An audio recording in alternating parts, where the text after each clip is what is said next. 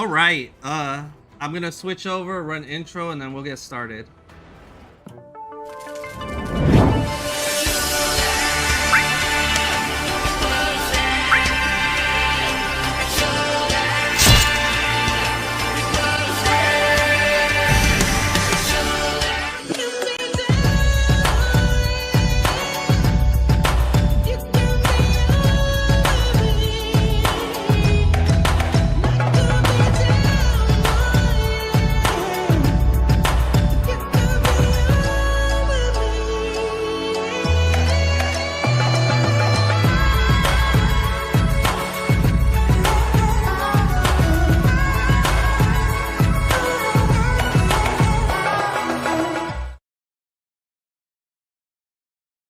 And we're here.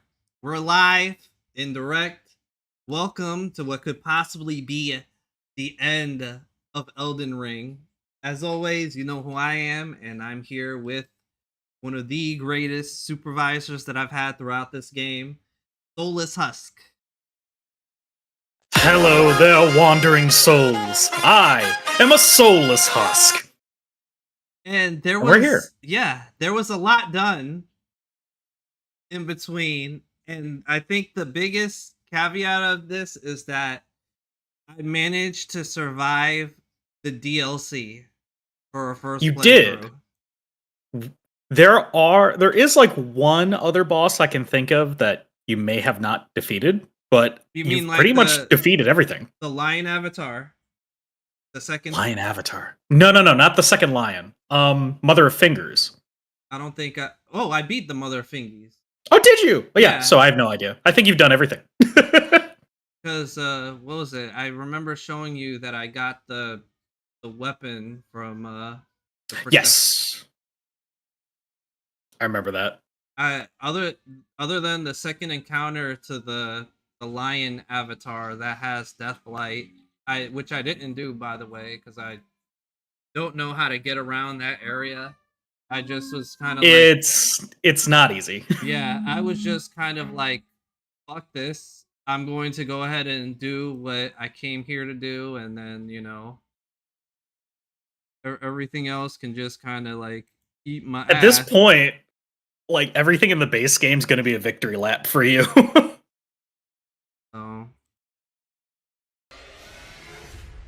Oh yeah, I don't think I told you what level I was for the Shadow Blessing. What were you at by the time you beat Radahn? I was at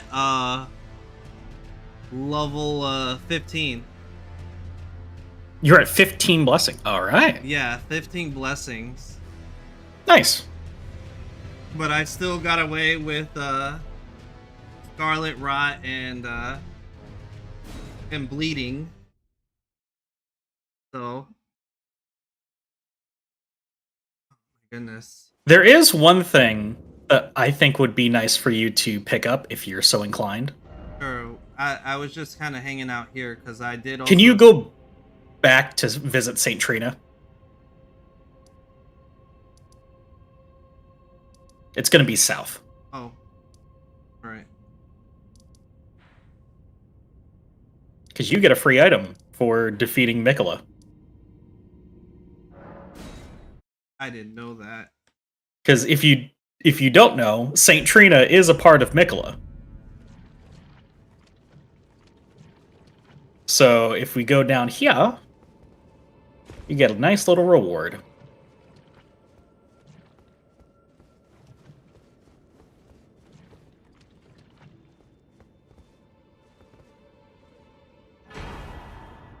St. Trina's Blossom. It is a headpiece. Who is that? Is that St. Trina? Yeah. Oh, she's dead. Yeah, she's dead. She's long gone. All it took was for defeating Miquella, and it feels like every time you defeat someone major, someone you don't expect to die just ends up dying. Oh, well, I would have expected St. Trina to die because we defeated Miquella. Right, So I know where we need to go moving forward, but at this point, It's whatever you want to do to prep for the last 3 fights. Let's go ahead and get Dancing Lion. Oh, I hated this guy so much, the Purchasing. Yeah. See? Mother of Fingers. Yes. Blazing Finger. Oh, Gazing Finger. Don't call it the glazing finger. Oh no. Yeah, I can't That's a very different kind of finger, if you know what I mean. Yeah, I can't use any of these because I'm stupid. Yeah, it's okay. Remembrance of the Impaler. There's Mesmer. You can get his orb, which is remember he does the jump attack with like the fireball into the ground. Mm-hmm. That's basically that. And this is something. Okay, I wanted to talk to you about this after you beat Radahn. Yeah. And I think this is really stupid. Okay, if you're looking at this right now, you notice there's 3 rewards. This means either you have to farm out an additional like sarcophagus to replicate this remembrance, or you have to go New Game Plus, fight him again, and then get another one. Yeah, because those 2 swords are different. Yeah, he has the Lord, the Light, and then the Light of Mikola. Mikola. 72 faith spell. Strength 32, intelligence. God, I have to be somewhat smart and strong to use these. Yeah, I really don't know how good those are, but it is something. But you can pick up whatever you like. I'm gonna or none of the above. Yeah, I'm just gonna. Oh, you can get young Radahn's outfit. You can purchase that if you want. Oh yeah, you can purchase all these. These are all of the boss outfits you can choose to get. Lana's helmet. That's from Loretta, the woman on horseback who shot the magic bow. Yeah.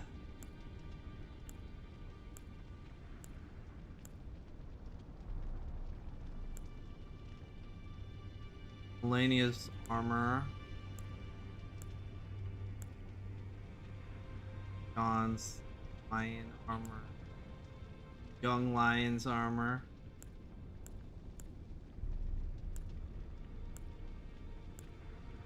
See, I had to go back and defeat Malekith all over again so I could do my cosplay to defeat Melania. Oh, wow. Just so I could buy the armor set, because I didn't before. I was so upset. I'm like, oh, I should have gotten it before I hit New Game Plus. Ah! I think I'm gonna leave it as it is now. Sure. What the heck is on your head? Oh, you've never seen this? The Curse Blade. Oh, it's Curse Blade Mask. I'm like, have I seen that? I have seen it. I don't think I own it. So, these are the talismans that I had: Shard of Alexander, Rotten Wing Sword Insignia, Lord of Blood's Exaltation, and then the Dragon Crest Great Shield. Yep. This is kind of what helped me out the most. Yeah, I was thinking of having you go and get that a while ago, but we didn't really need it until later. I ended up getting it on my own, and then now that I have it, Jorb. Yeah. I see.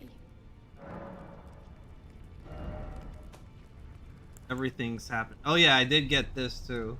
The Manfly Ashes, yeah.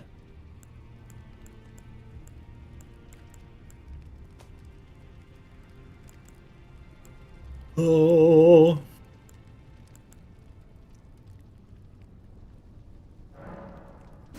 All right, you go ahead and level things and get prepped. You give me like 30 seconds. I'll be right back. Yeah, go ahead. I shall return.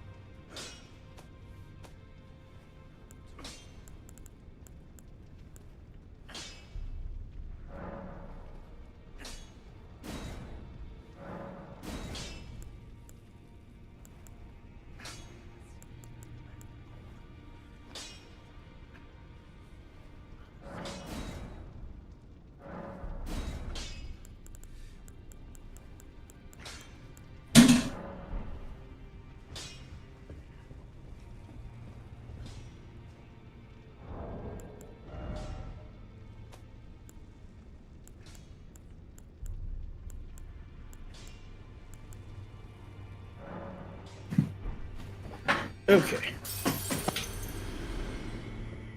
I am back.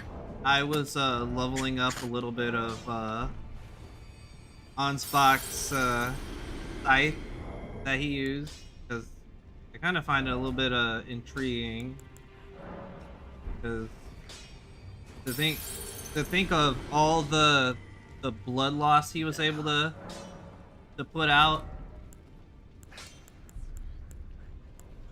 There you go.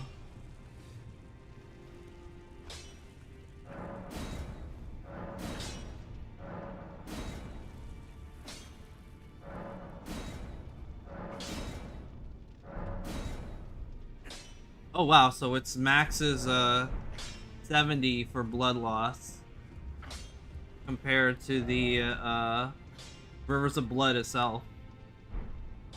I think the Rivers is 68. Then you have the Blood Great Katana. The greatest of katanas. And then we put blood on the no, we didn't put blood on Rocher's rapier. I thought we couldn't. You did at one point. I don't know what happened to it. I think because you took out the Ash of War. Was blood tax on? Yeah. Oh, no wonder. Blood tax was on there. Mm-hmm. When you took blood tax out, it took out the blood scaling. You'll need to have another Ash of War replace it. I actually what's it? Duplicated blood tax too, so There you go. there we go. Perfect. Much better. So where to? So what's the plan? What do you want to do? So let me ask. Fighting the Dung Eater, is that gonna change anything? As far as the ending goes? No. Not really. Is this where the Dung... No, that's Volcano No. Manor. You don't have to worry about Volcano Manor. You're fine with that. Okay. I, honest to God, do not know where the Dung Eater is at this point in your campaign. Because you really didn't do much of his quest lines. I guess he's just gonna run around. He's just going to run around and be a nuisance, but he's not going to affect your ending. Alright. I don't really know what else we could possibly do at the moment other than like Alright. Volcano Manor and Dung Eater, but I don't think it's like what you said, no one really cares about Volcano Manor. At this point, because you already defeated like Rykard, so a lot of Volcano Manor is pretty much done. So weird. So you're gonna head into Lanedell. Yep. So in Lanedell, what is the inside of the capital? What graces do you have? Not catacombs. Not underground. Just capital of Ash. Just yep, that'll be the one we start with. Do you remember where we defeated Godfrey? Yeah, it was up a tree, I think. Yep, you're gonna head right back there. We're literally backtracking to the door. Remember the door of the Erd tree? Yeah. We're just gonna backtrack there. So the landscapes changed slightly because of all the ash. Yeah, I but see that. And do look, your best, and yeah, we're heading into the burning tree.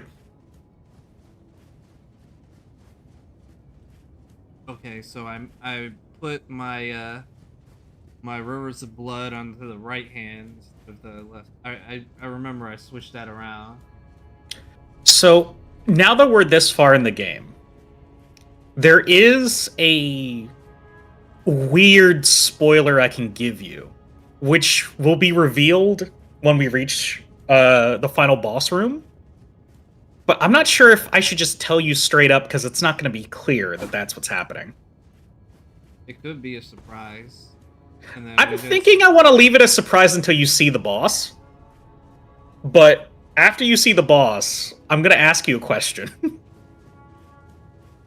And we'll see if you picked it up, because when I faced the final boss, I didn't even know this was a thing. And then suddenly I'm like, wait a minute. There's so much going on here. So unfortunately, because of how Langdell's set up right now, some items are unfortunately inaccessible. Like the that great bolt spear. Hmm? Like you see the giant dragon has like the spear pointed into the ground. You can get your own version of that to swing, but it's only accessible prior to the capital being in ashes. You can still go underground because the Yeah. sewers are technically still open, but That's how I was able to get the, what is it, the talisman. yep. But there's a number of pieces that are just like inaccessible, sadly.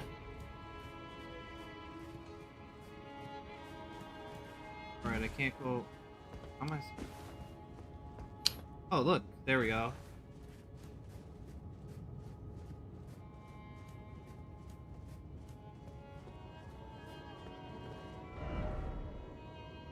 Deep ruins and time for a high spot.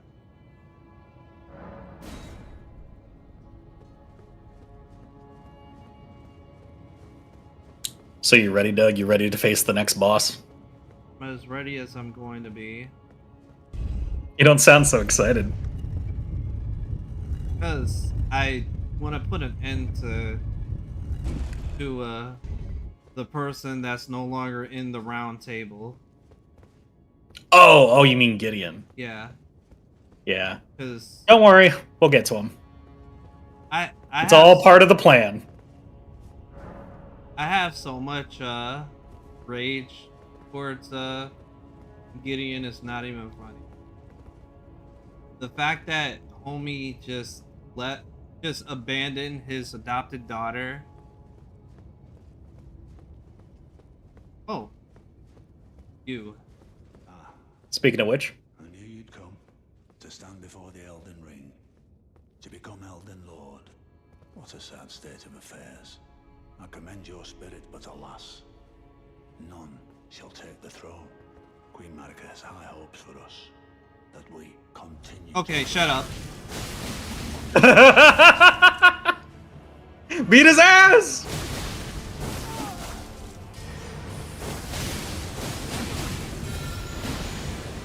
Oh, you got Bloomin' Onion too? Okay.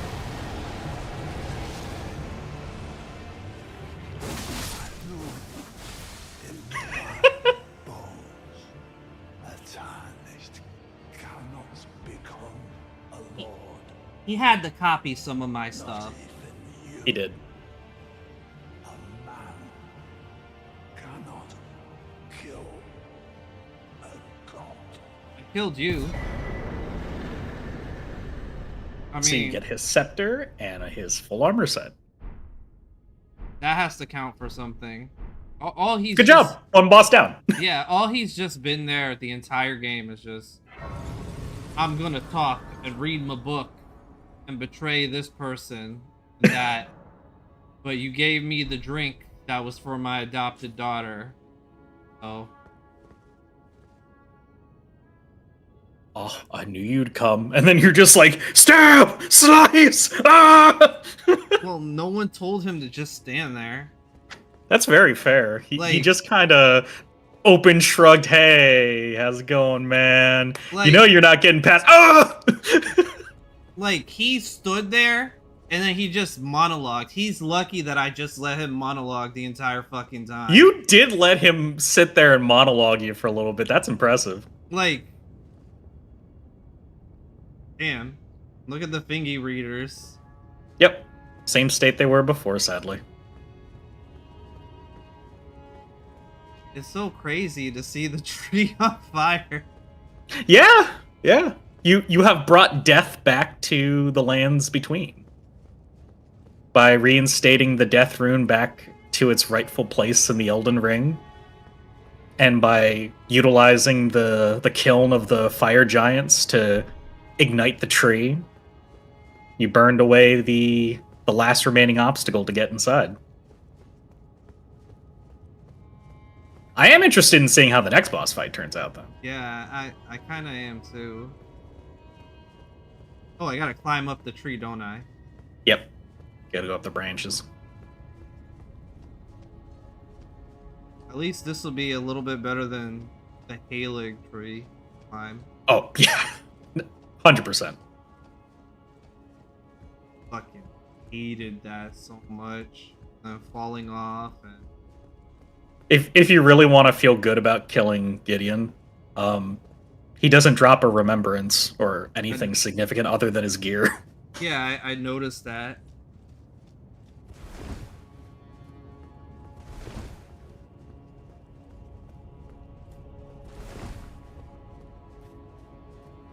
Still though, I can't believe oh, what's this? Item and a grace.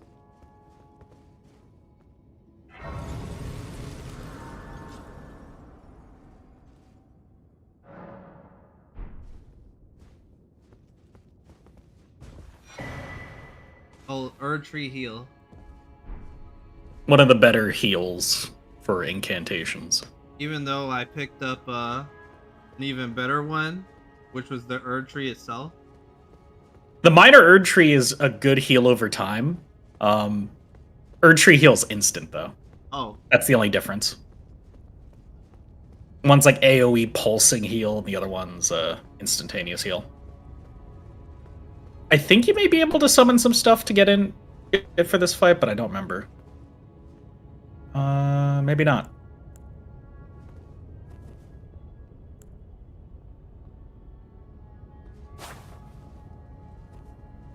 oh, wrong button.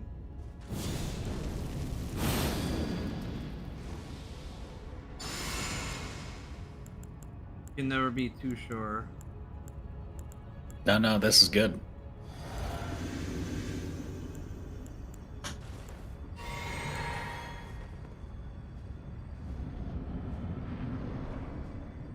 Oh damn! Right before I can summon. We got to get the entrance.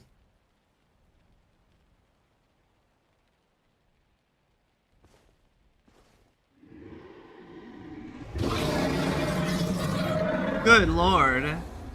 It's been a long while, Morgoth.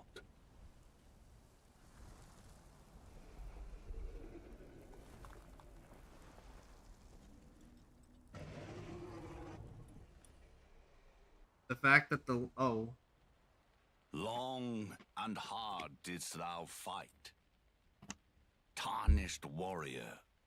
I think he killed Morgoth. Spurned by the grace of gold. No, Morgoth just died. That's all. Be assured, the Elden Ring resteth close at hand.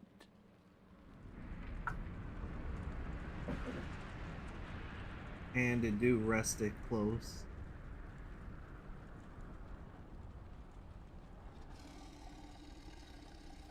Alas, I am returned.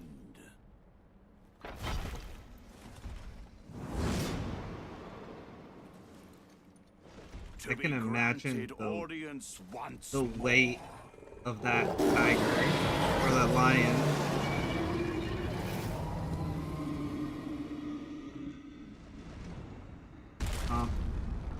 Upon my name as Godfrey, the first Elden Lord. Oh, we can. Oh, okay. So It's now Godfrey time. It's Godfrey for real this time. Godfrey for real.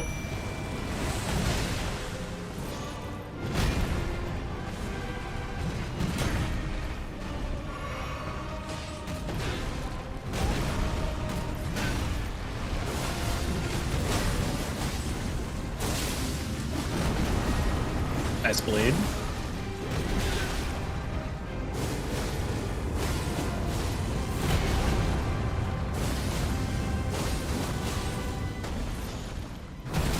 Oh god, that kind of. Oh, there we go. Good job. That's Second phase phase. 1.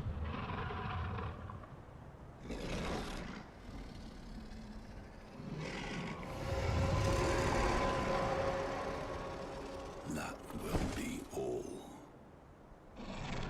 Thou didst me good service, Sirosh.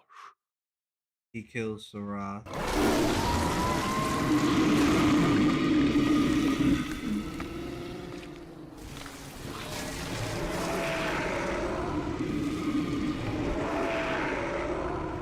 This is almost like what's his name that ripped the dragon's head off and put it on his arm. That the one that was sucking the dragon off. That's fair. Now his ferocity has returned to him. I've given thee courtesy enough.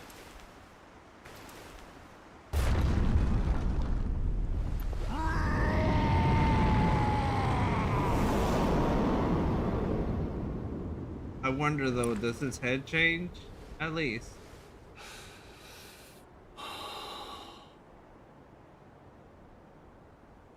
Now Jesus. I fight as Horalu. Warrior! So he just changed his name? It's well, that's his the name he took on after he became tarnished. Oh God! Don't get wrecked.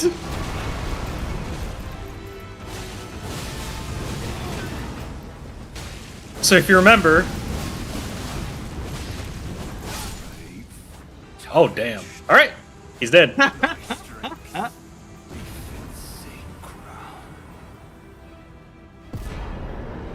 So that, I believe, because he's Horalu, he's the leader of the Badlands peoples.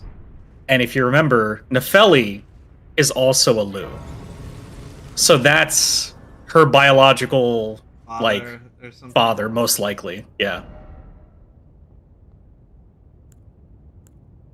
Most likely, at least. But it's interesting how every character in Elden Ring has the person that they've been told they are and the person they want to be, right? Like the Lord of Blood is just Moog, right? Yeah. Margit the Fellowman is just Morgott, who was born of gods, right? Yeah. And then you have like what's his face? You have Mikola, who had Saint Trina. We're gonna see another character have two faces.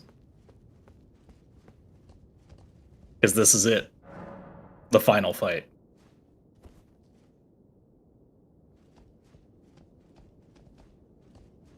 I'm gonna be. Get ready. I feel like that I don't want to say that I've gone like super OP, but it almost feels like. I know fighting Radahn has literally like given you Super Saiyan 9. Like and that's fine. I expected this much.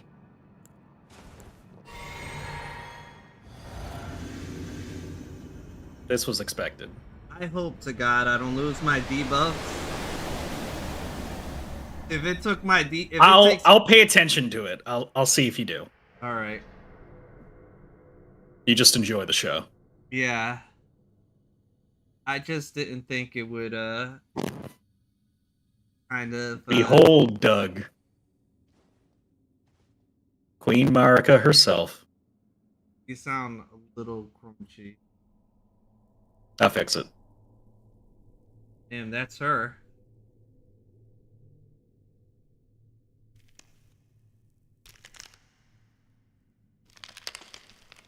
She's about to be free.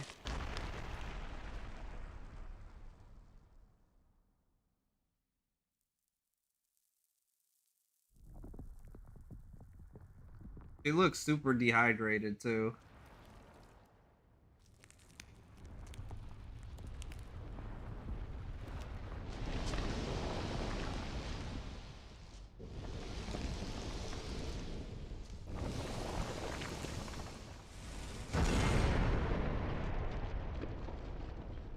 Oh my God.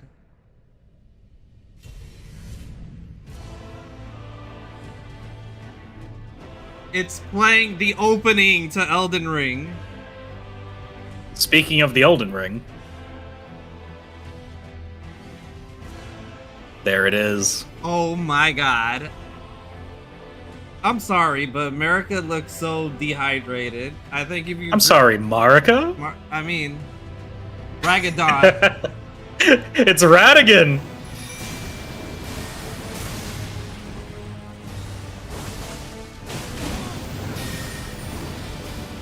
Yeah, you're not fighting America. You're fighting Radigan. Oh god. Oh no, he's shattering you!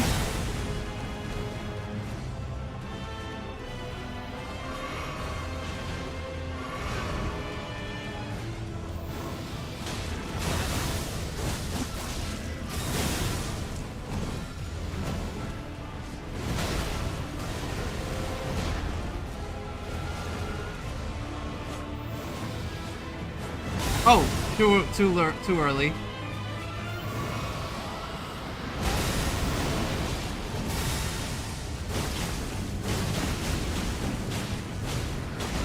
Not gonna lie, Radigan kind of scares me a little bit. Radigan looks like that boss that if they wanted to, they could heal over time. Heal over time. They could, but Radigan won't. Radigan won't. So, did that cutscene make sense to you? The Elden Ring has been there the entire time. No, more than that. No, it didn't. Where did Marika go? Marika, I guess, died. What it looks like. Not quite. He, Marika is Radigan. oh god. Which makes the fact that she had kids with herself. That also means that Renala didn't just marry Radigan, she married Marika. He married. Oh my god. Which also means that Godfrey, the first Elden Lord, was married to Marika. Jesus. Radigan is he is a personality of Marika that developed over time, that she cultivated. And those were two sides waging against her. Marika, who became the god and wanted to undo all of the evils that she eventually created, and Radigan, who wanted to preserve everything that has been done. Oh wow. Also, Like, Radigan wanted to understand the Elden Ring. Also, you're crunchy again. Oh, damn it. I'll fix it. Nah!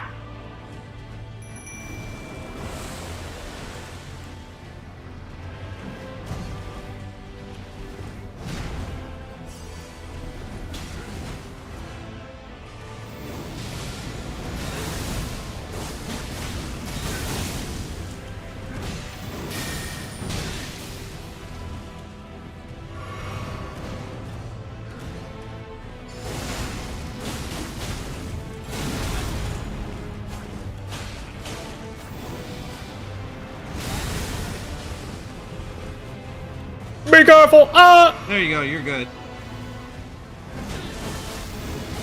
Oh, you just took your Mimic Tear right out of it.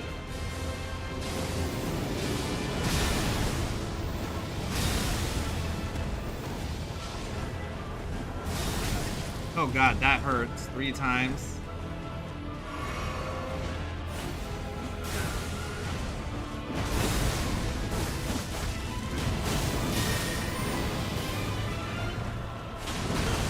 Oh, and I'm dead.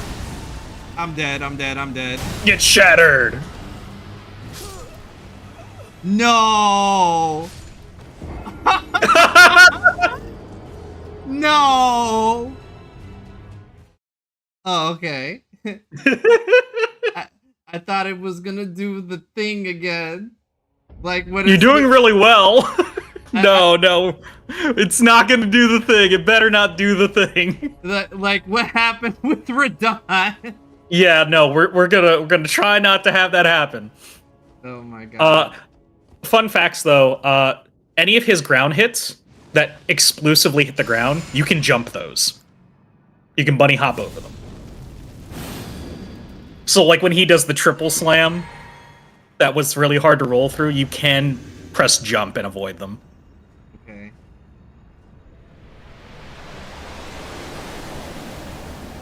It'll be tough muscle memory, but if you manage to do it, it'll save you.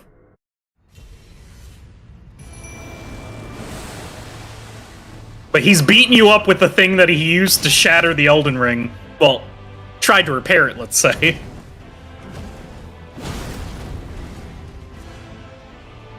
Here, I got you. Since that's what the Mimic Tear was trying to do, I'll do it for the Tear. I'll do it myself.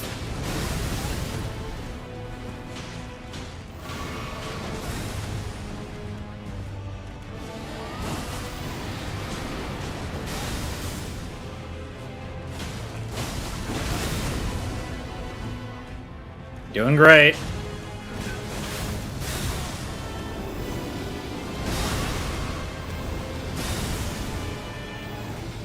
Ready for the jump. Oh, too early.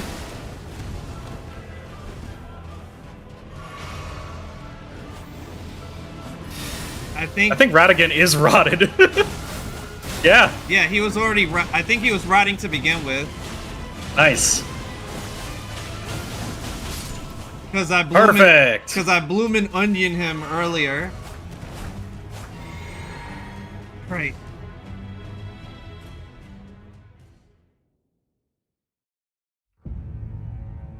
Phase 2. Or So Radigan's not the final boss fight.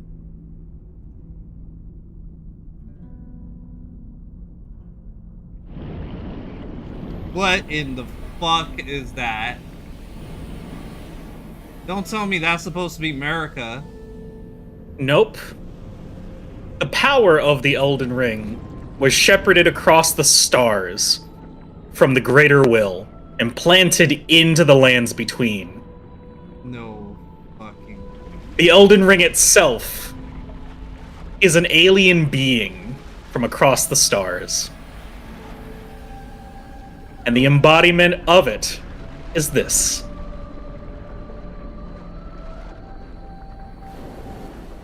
And it has a sword. A sword that is Radigan's body. Oh my god. Behold the Elden Beast! Prepare once again to slay a god! And because of new patch notes, you can ride Torrent in this fight. Say what? It's big enough that you can do it.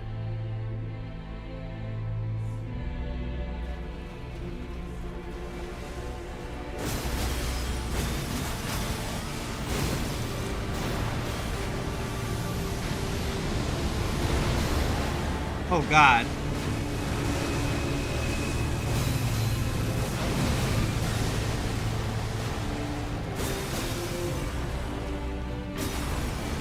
You got this, Doug. Watch your health, watch your stamina. Like I said, you can ride Torrent in this.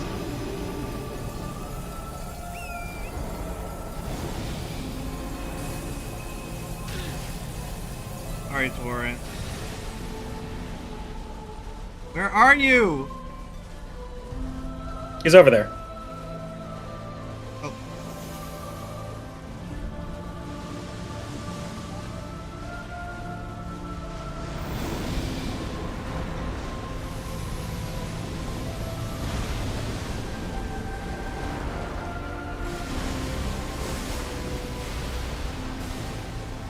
Can you believe I had to do this all on foot? Oh yeah. I Be believe very it. careful of this.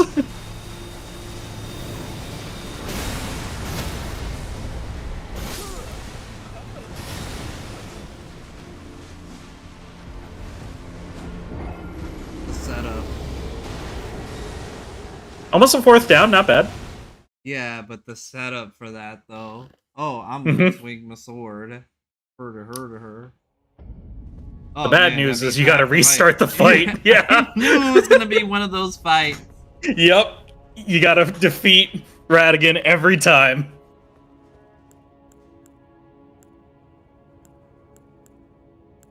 But hey, the more you master the Radigan fight, the more you can fight the Elden Beast. Yeah.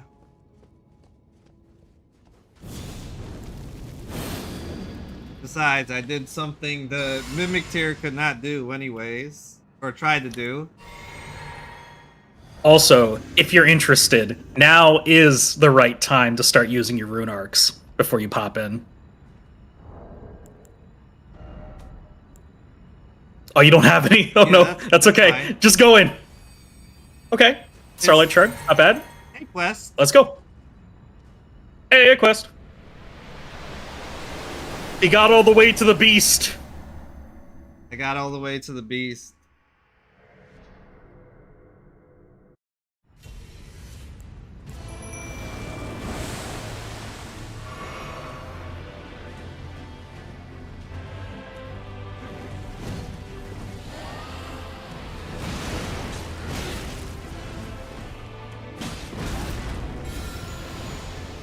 Oh, perfect.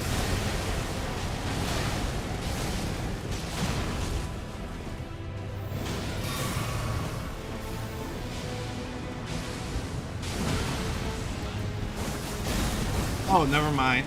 He's got the grab.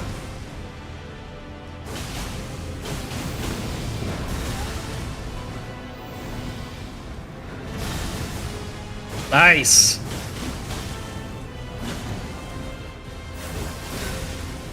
He's dying anyway.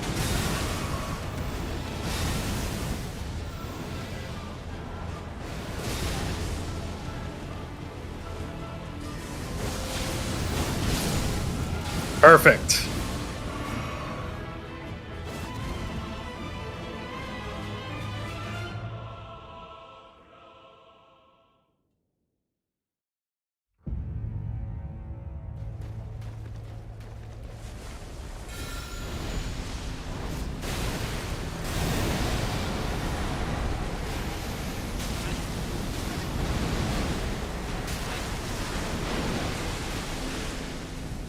Oh.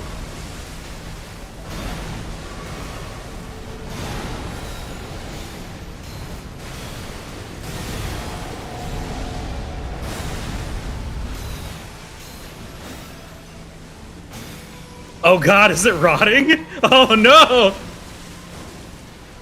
If we manage to rot it, If it did, it didn't last long, sadly. Oh. Gotta get a move on.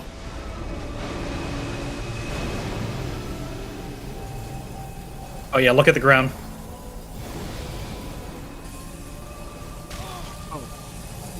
sorry about 'Cause that. it's gonna laser you.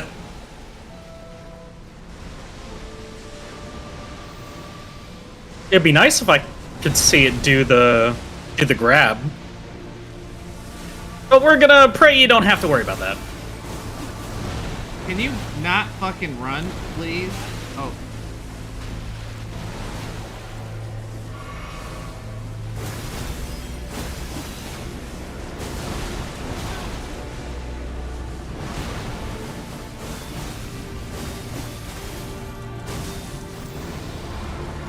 Oh.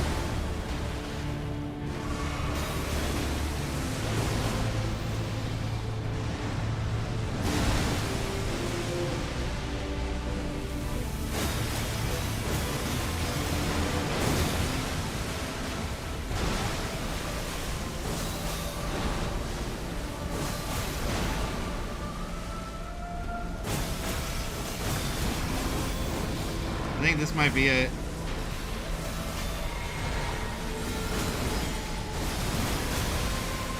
Oh.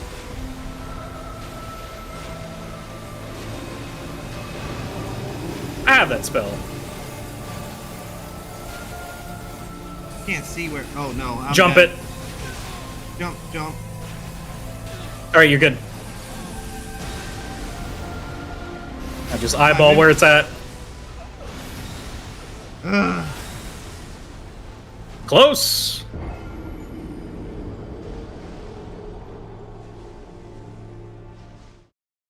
So very close. I'm not gonna lie, that kind of I hate that I can't keep track of the beast. 'Cause- Yeah, once it does the laser beam, then just kind of look to the sky and then spin around until you can find it. Because it'll just land and keep going. Yeah, because that. Wait, hold on. Oh, I have the Blessing of America, so in case my health does drop. Yeah, unfortunately that does not replenish, so make sure you know you're going to win the fight if you're going to use it. Oh, okay. Because I suggested you put that on your bar because your Mimic tier has a copy of one. So it can heal itself.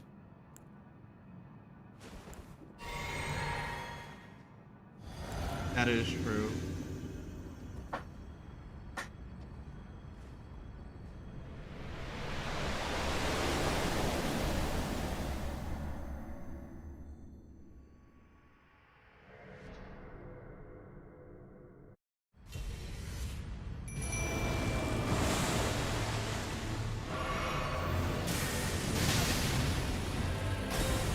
Oh yeah, I was going to mention that. I'll mention it when you beat this guy up.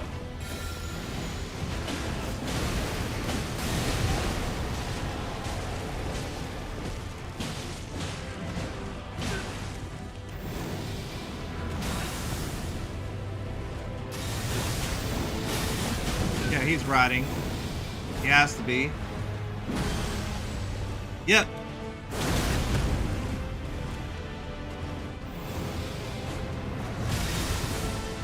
Oh, I jumped into the hammer. Whoopsie.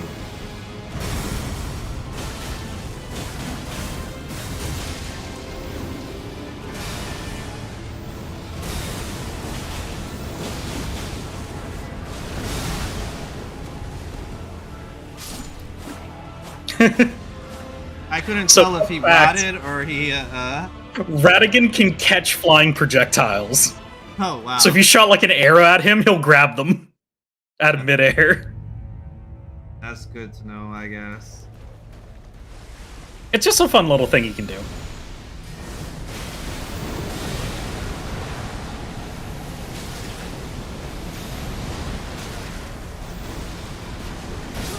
Oh wow. Well, I should have probably been on his side. But that's okay.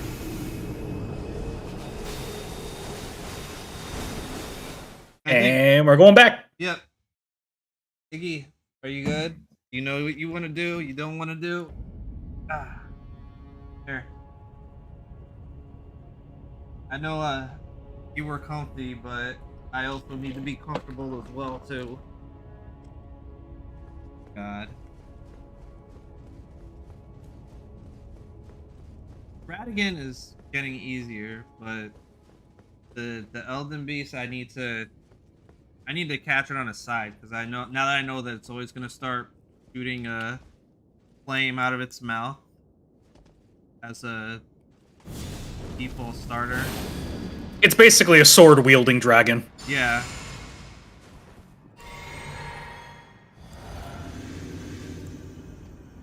Ain't fought enough dragons to know how to fight this. So Yeah, definitely. Especially since I had, what, 10% health left, just about? Mhm. Oh.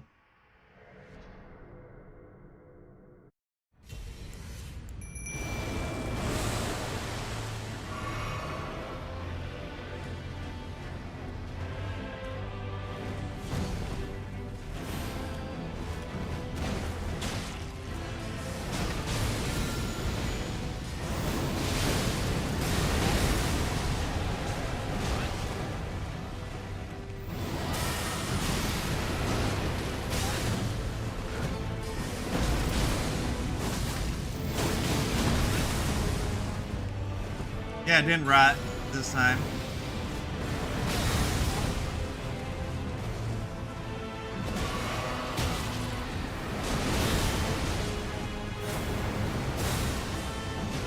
There it is.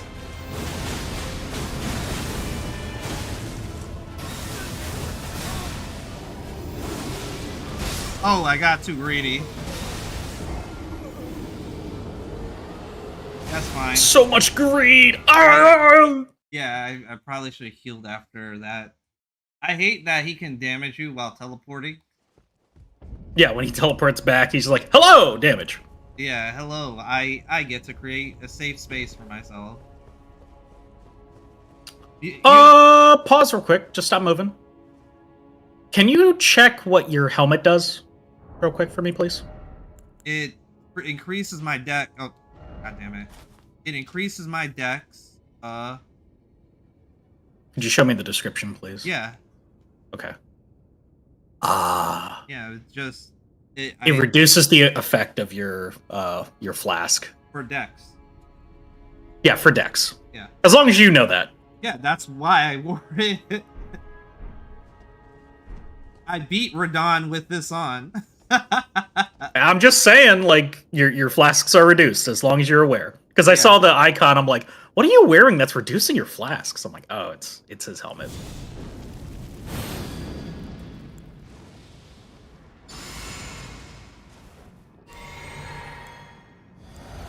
Yeah, I knew what I was getting myself into the moment I put the mask on. But it's all right. Some sacrifices need to be made to get the win. Also, your buffs do confirm stay when you enter the arena.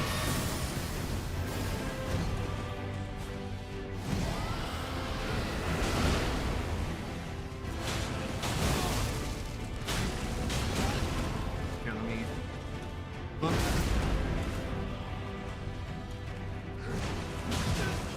Wait, did I? Okay. I was like, what am I doing? You were two-handing your seal. Oh no, I pulled a...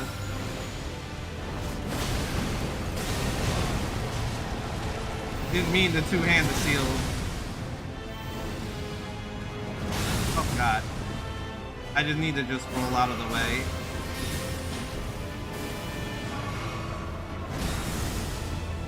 Yeah, if the hammer's coming straight for you, just roll.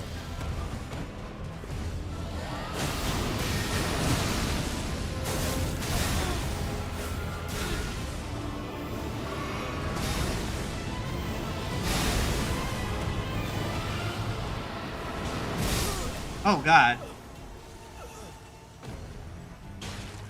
I did The ground attack pivoted because it went for you, and then your tier. Yeah, and like I jumped. It's like, I think I'm just gonna go to the side just a little bit. It'll be enough to get you. Don't worry. Just a little bit. Yeah.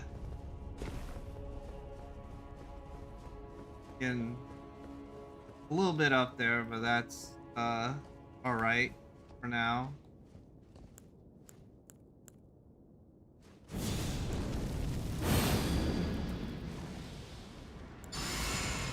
Honest to God, I didn't mean the two-hand my my seal like that. I was like, wait. You're like, punch! And I'm like, what? What are you doing? Why would you do this? Yeah. You know, would have been very funny if you killed Radigan with just a normal punch. You know what's funny though? I've seen someone run through the entire game just punching people. Oh yeah, they've absolutely done that.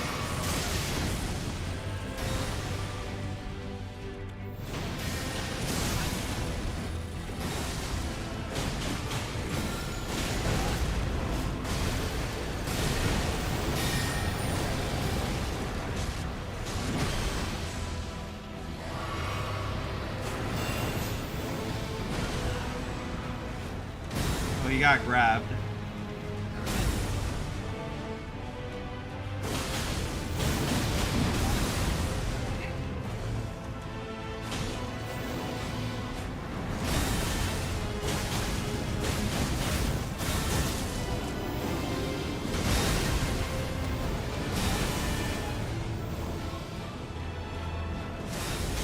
I'll take that for now. That's okay.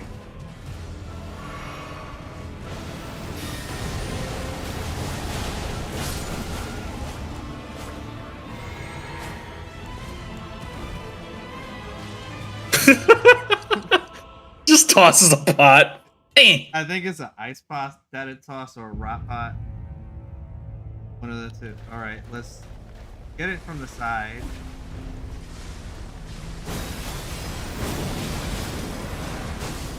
Oh no, not again.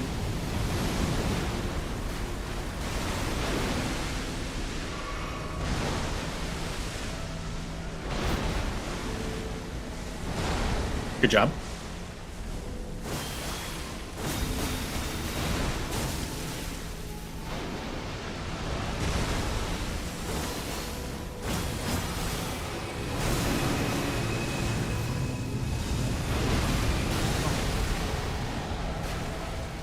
Loaded.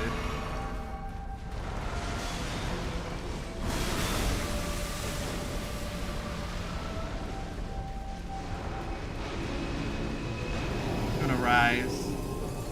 It's gonna do the ground attack. Oh.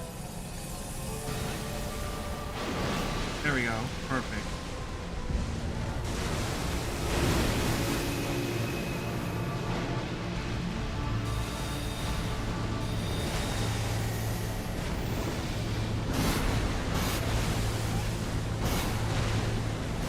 Oh god. Right. Come on. Stop running!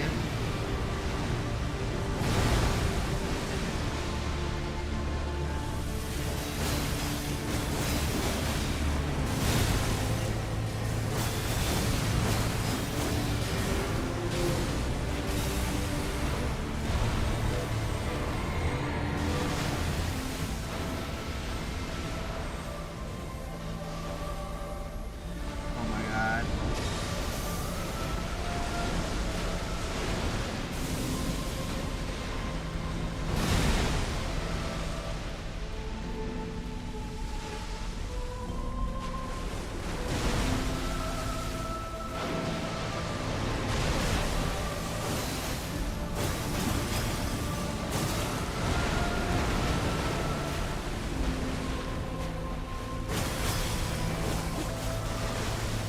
Alright.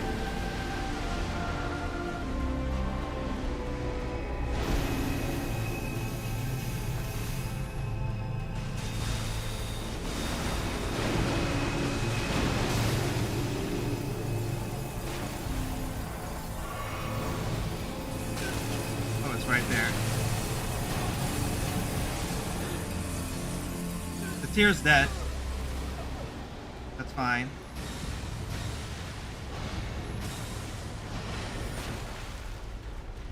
Alright, I can do this.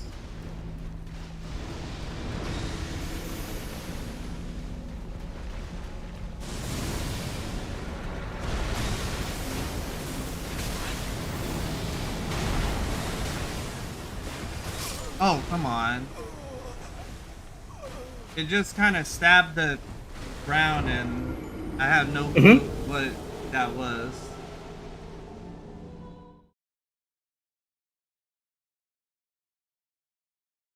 And you can use Torn to get around if you need to. Yeah, I thought I figured it'd be easier for me to kind of track by foot because I was able to get a lot more hits than before.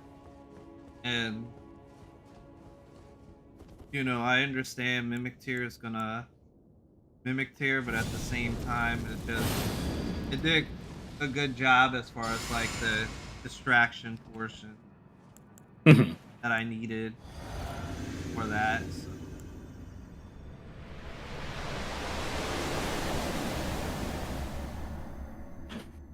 But just that Elden the Elden Beast is definitely on a whole other level. It's pretty quick. It does a lot of swings and spells.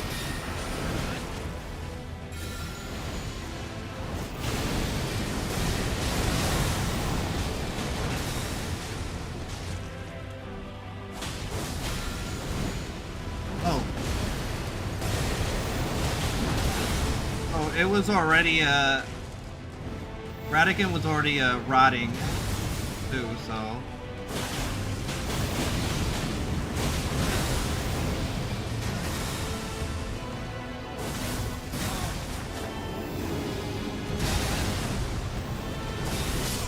Oh damn.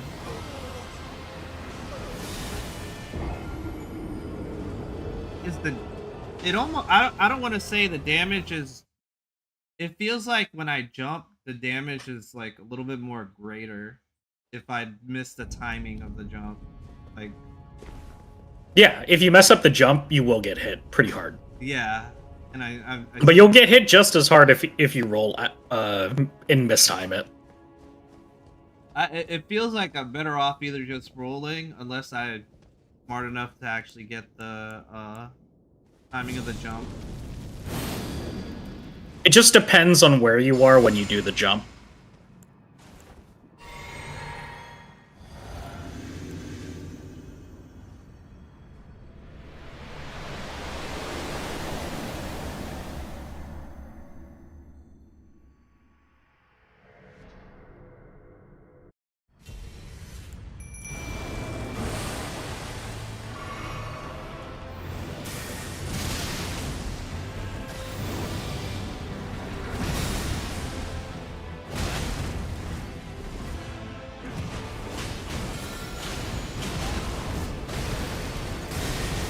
And there's the rat.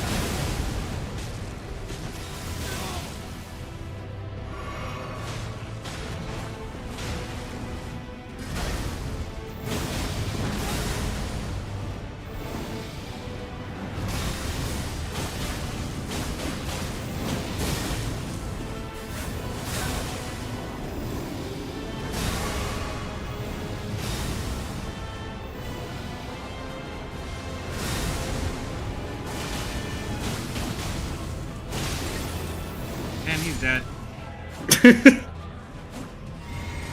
On to the next. May as well just let the rat take care of the last bit. I am proud with how fast I'm popping Yeah, you're taking them down pretty quick.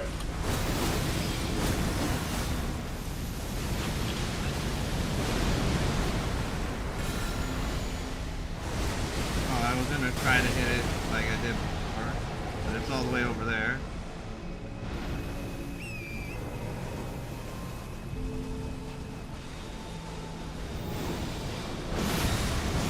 Oh, I'm sorry, Brian.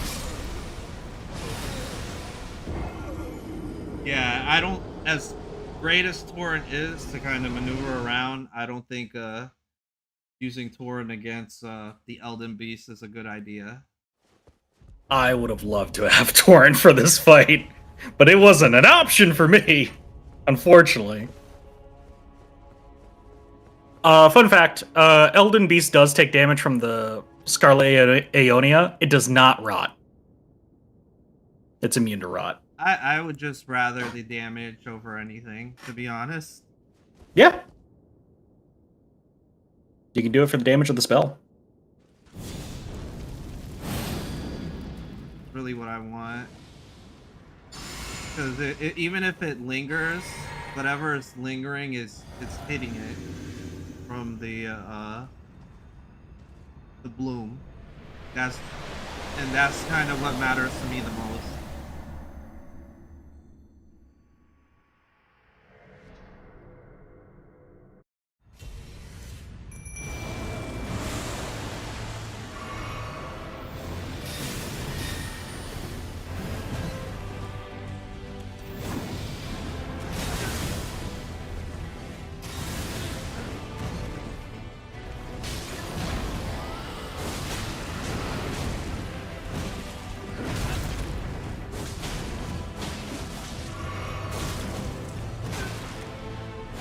Okay. May as well reproc just in case.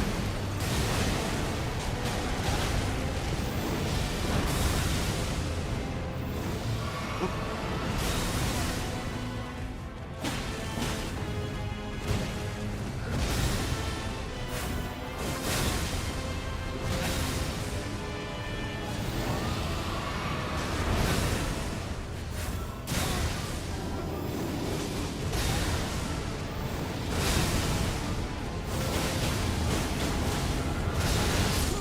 Oh, that was enough to catch Yep. me in the bounce.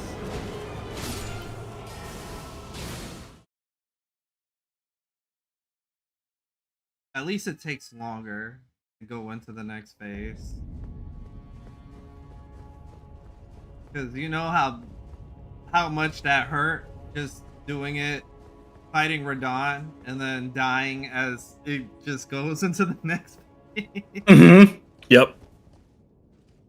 Just like, thanks guys. We made it to the next phase, but it still wasn't enough. You know? Because I'm still dead. A dead body can't do much. I still can't get over the heart stolen from when you fought Radahn. Yeah, I was like, what? You got grabbed twice, and then it's just... That's all it took. I've seen it happen to Einsbach too, which is the saddest thing.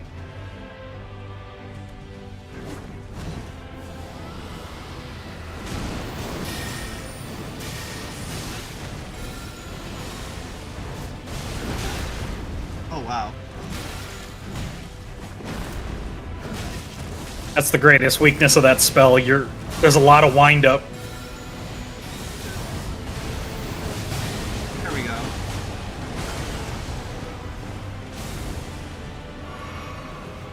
Oh, he...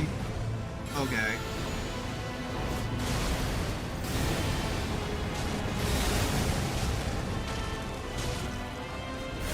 Oh, he's still rotted.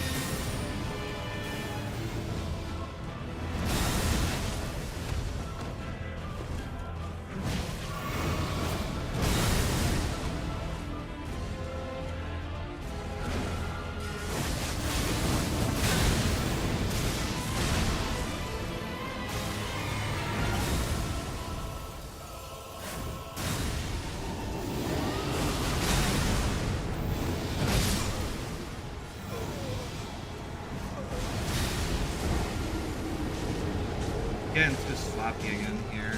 Oh my god.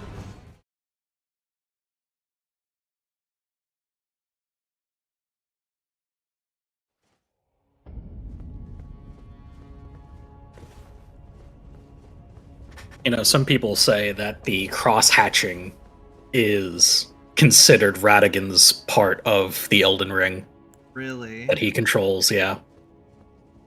Because all of the pieces of the Elden Ring, like all of the Great Runes you have, they all make the shape of the Elden Ring.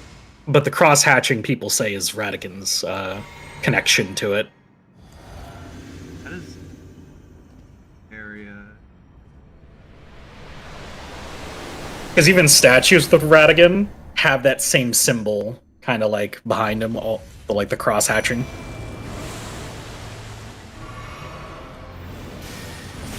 Oh, my bad.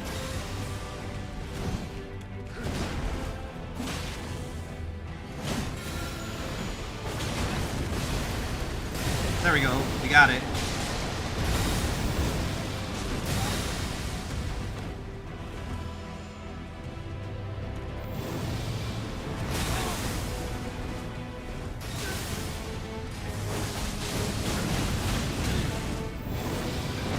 Oh. I tried to roll out of the way in time to heal, but...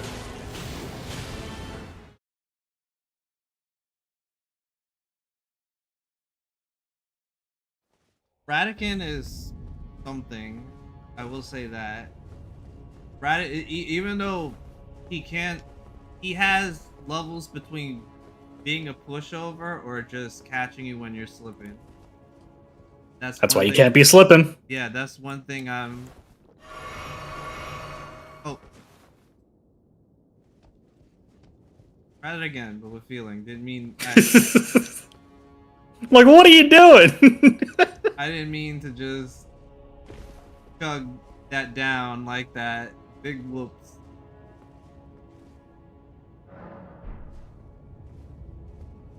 See, not even at the boss fight, it's like, ah, crap, messed up. Hold on, let me go back. Alright. Some games have, like, my brain embedded, hit, where to attack. I'm looking at you, Code Vein. See, I had that problem with Wukong because I'm just like, oh, I need to do light attack. Then I did heavy attack, and that's heavy attack is like ready a spell or item, and I'm like, huh? I just stared at the enemy. Like, what do you mean? What's going on? Why? Looking all surprised Pikachu face.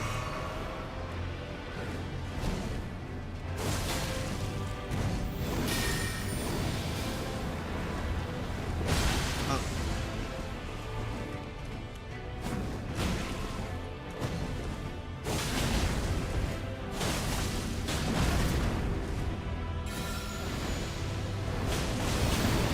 Nice.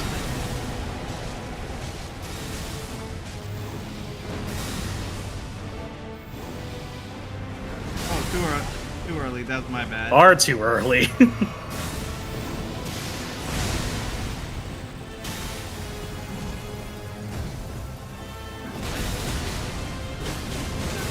Damn, let me heal. Oh god.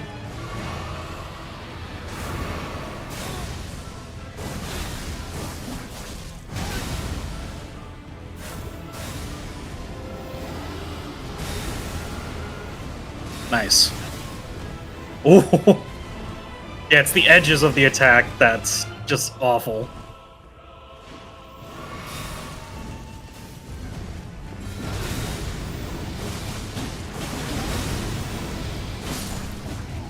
Oh my god, that is just terrible.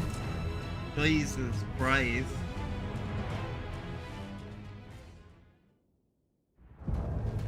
Why did I press start? Oops.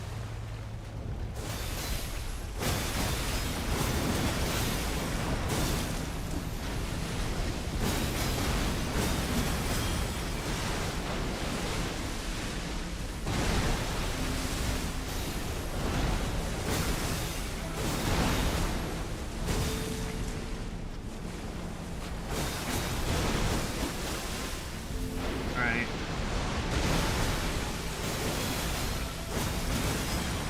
Half health.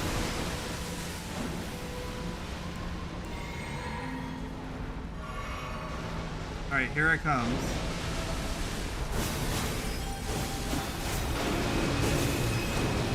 One-fourth.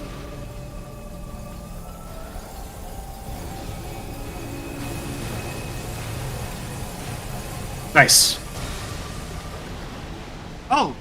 Mimic Tear healed itself. Elden Stars.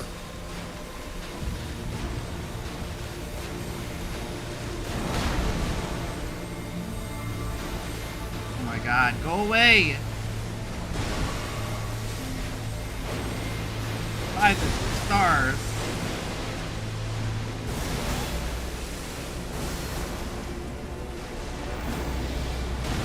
Oh god.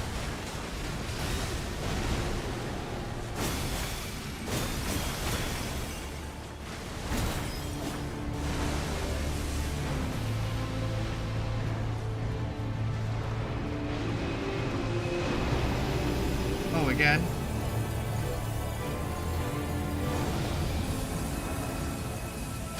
Oh.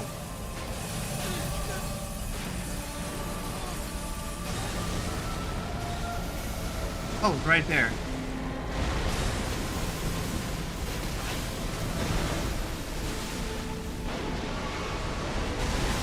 Oh, too early.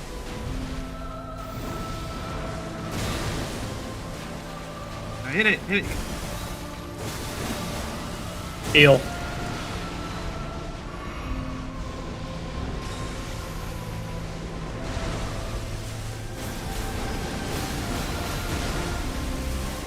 This is it.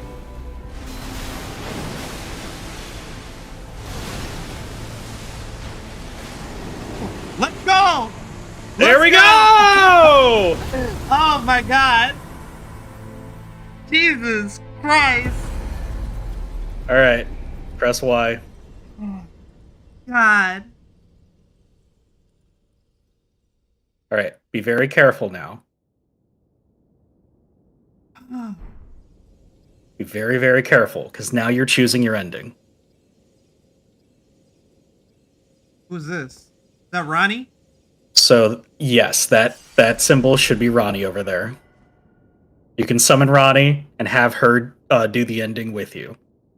Or you can seize glory for yourself and touch Marika and become Elden Lord without Ronnie. Okay.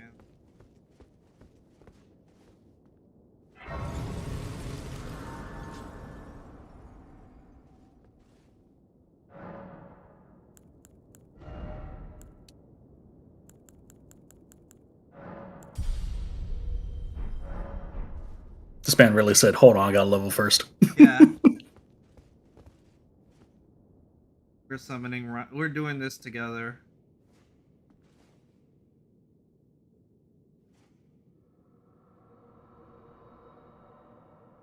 I feel bad that Melina couldn't be here.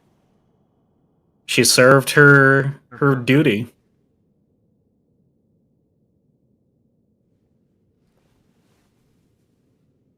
The battle is over, I see.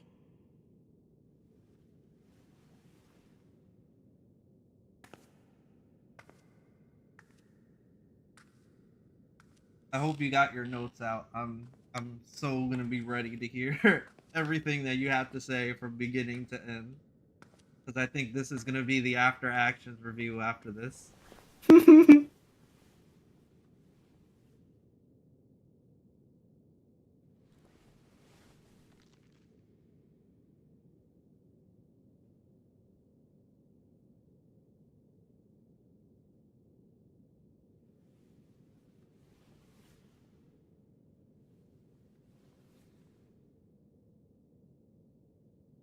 I do solemnly swear to every living being and every living soul. Now cometh the age of the stars. 1,000-year voyage under the wisdom of the moon. Here beginneth the chill night that encompasses all, reaching the great beyond. Into fear, doubt, and loneliness, as the path stretcheth into darkness. My funny looking mask.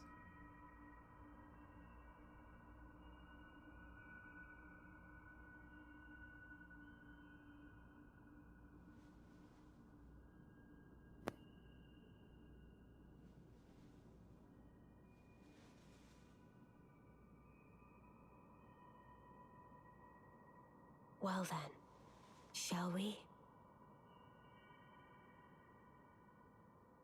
Oh my god. I keep forgetting, you know. My fair consort eternal. I keep forgetting about the other hand. Mm-hmm.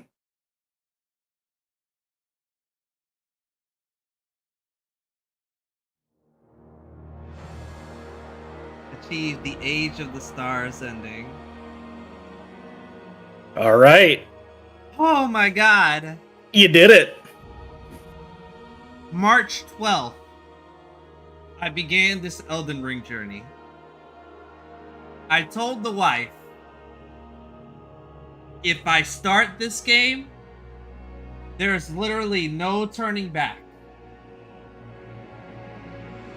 Over 200 hours worth put in the game, both streaming and offline grinding combined. I went from buttering my stats to finding what works for me. It took me so long, but oh my god. I did it. You did it. I It is a very fair, commendable achievement that you have beaten the base game and the DLC. Not everyone can say that. in a first playthrough too at that. Yeah, you did it all in your single playthrough. There was no New Game Plus or anything. You did it all in one go. was like we beat Moog, and then we did a bunch of other stuff, and then the DLC came out, and we kind of just jumped right into the DLC and was having fun. Mhm. I am disappointed though that Radon was like no every time you came in to help me fight. And then there was that brief moment when we were trying to get everything set up, but then people kept invading us from fighting Radon. Yeah, that happens. That's actually the thing I really don't like about how Elden Ring has set up its multiplayer. Mm-hmm. I have never seen a Souls-like multiplayer that as soon as you activate, like, having, like, a buddy to run around, you're immediately invaded. Like, it's ridiculous. I don't like the multiplayer system of Elden Ring. I think people prefer some of the other From Software games multiplayers for various reasons. Yeah, like what is it? Bloodborne's multiplayer and the Dark Bloodborne's multiplayer is unique. It's Eek? It's unique Oh, it's unique. because it has a system where you can summon help, but if someone's from an opposing faction and you don't know it, you're summoning an invader. Oh my Yeah. god. So, like, you could summon somebody who's clearly there to fight you, and you know it. But you could summon help and be like, oh, shoot, he's from the other, like, Covenant. Oh, I gotta go and take him out, you know? Yeah. But, so I was curious on how well did you think you did on this overall, Val? I'm grading you on 1, 2, 3, 4, 5, 6, 7, 8, 9, 10 levels of like analysis here. How do you think you did overall? I think, and I'm gonna be honest with you, for a first time playthrough, I think I did a 7. Okay. So when I started off, I had fun. Well, my initial weapon was a dagger when I first started off. Yes. And I was kind of trying to find my way in between, not knowing what exactly I was going to do. And first thing I'm doing is trying to fight Margit with an unleveled dagger and still getting folded like laundry left and right. And then, you know, I have Koid saying, you know what? Hey, let me tell you something. I think you should start grinding more. And I took Koi's advice, and I found myself at Fort Height. Yep. And I got what I wanted from Fort Height, even though it took forever and fighting the different enemies there at Fort Height.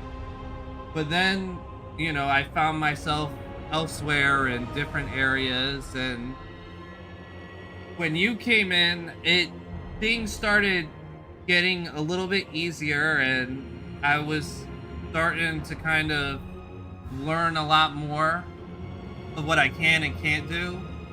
Because I think the last Souls-like game that I played or had my hands on was in fact it was Sekiro, but at the same time I was also in between playing Code Vein on Twitch. So you have me playing I'm playing two different Souls-like games at the same time in between. Yeah. And then when I finished Code Vein, a lot of my time went to Elden Ring on here, and you know, there are some things that I feel like I was quite a bit hard-headed on, like my stats. Like, as much as I wanted to even everything out and kind of prove, I'm like, oh, I can definitely do this with evening out my stats, finding a balance in using everything.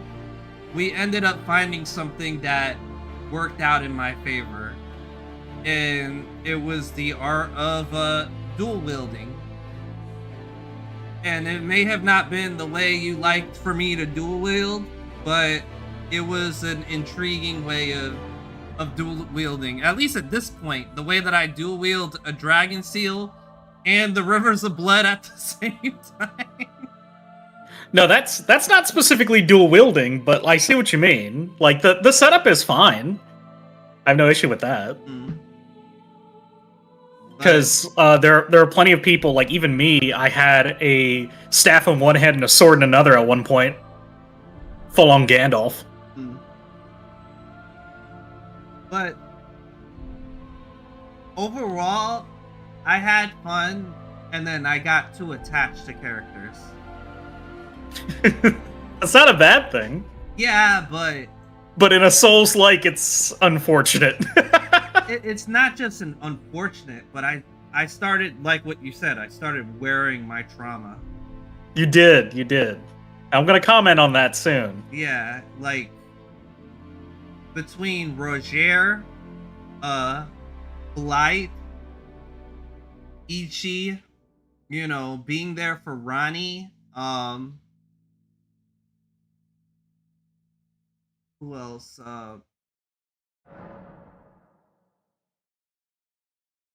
It's asking if you want to start New Game Plus.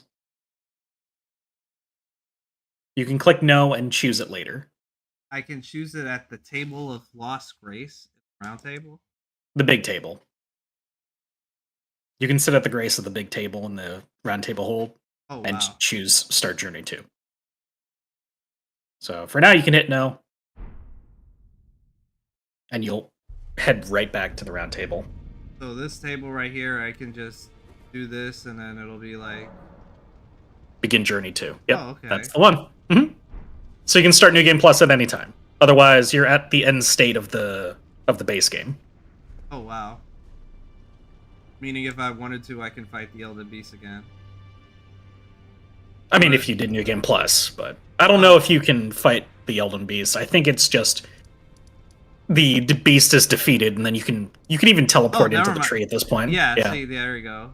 The Elden Throne. But okay. So this is the moment you've been waiting for. Yeah. This is what you were interested in. Okay. So, first off, Ring Restoration. This has everything to do with the Elden Ring itself, and were you able to successfully recover all of the great runes that made up the Elden Ring? And until the DLC, you had a pretty good track record.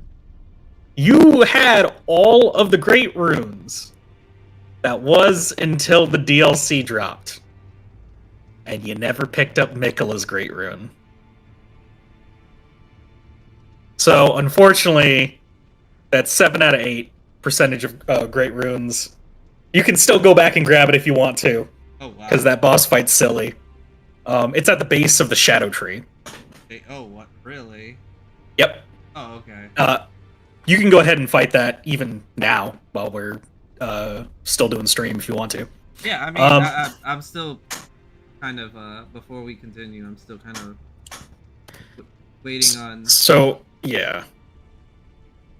What are you waiting on? Like, remember, we were still kind of talking about everything. Yeah, of course. Yeah, so, like I said... So, that's that. Yeah, so... Next up, Guidance of Grace. This was me trying to see... I have an argument with the Souls community. Hey, Kuru, how's it going? I have an argument with the Souls community. I don't believe you need to grind in this game.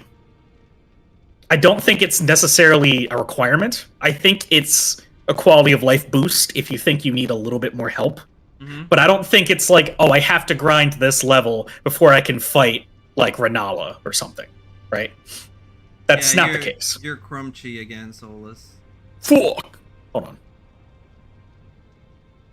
But how crunchy? Eee! Hold on. He's fixed it. This is, I think, the second or third time he's been Crunchy that he has to fix.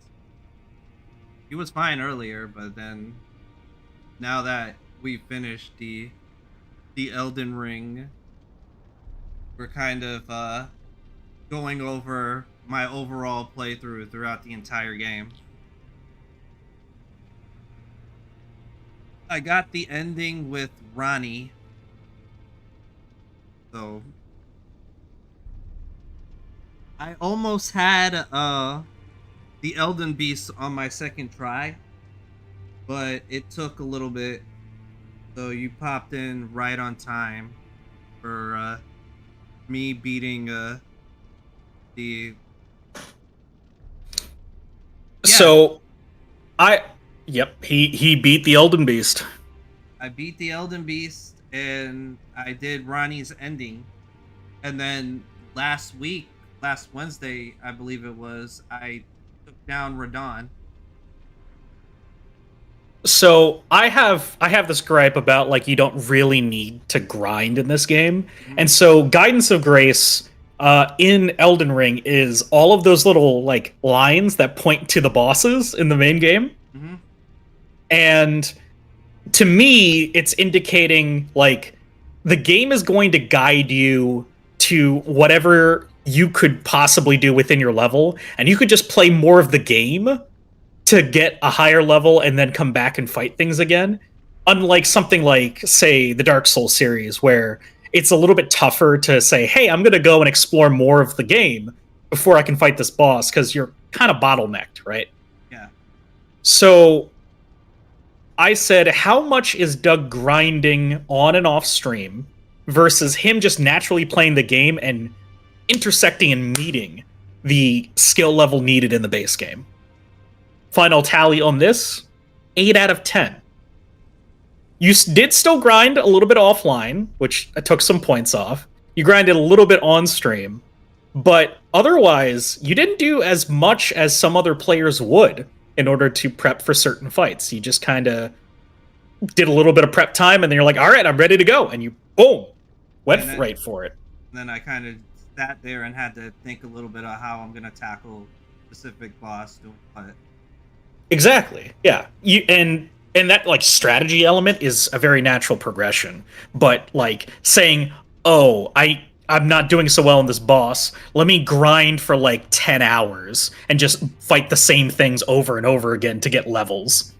Guru said he never grinded. He just jumped in. Yeah, no, he would have Guidance of Grace 10 if he did that.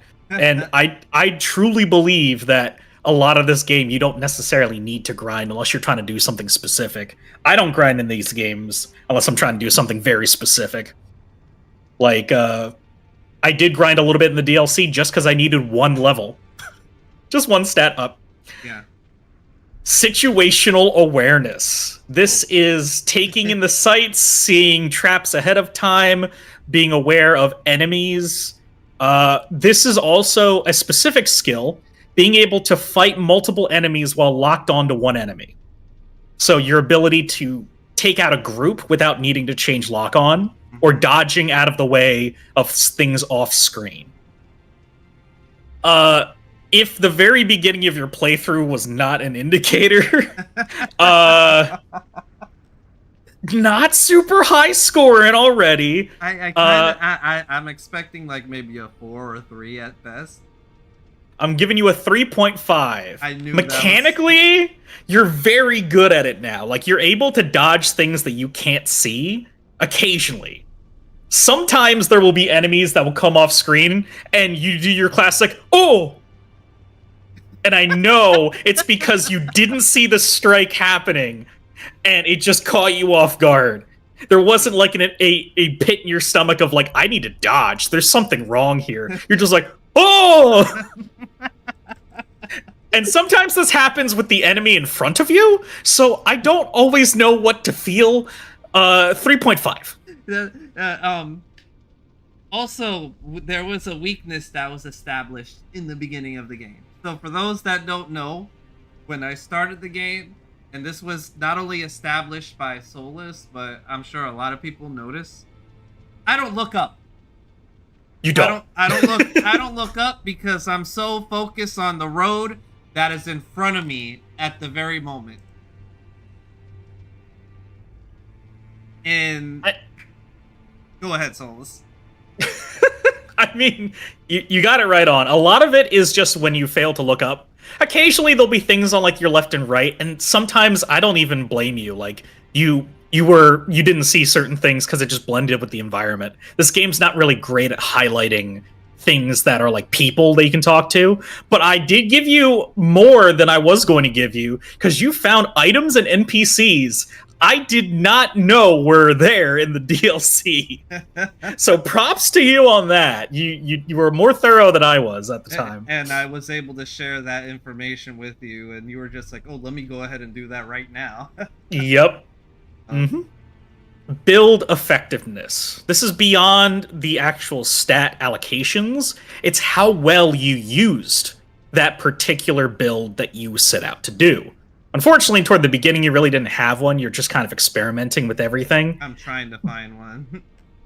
But you were able to take the build you had and run with it for a very long time. The only time we really respected is when you're like, I want to do a build like this, and I want to make sure like my stats cater to that and this, that, the other thing. We respected when I made it to Melania. Yeah, and to be fair, Melania is a tough fight. Melania is like the second hardest fight in the game.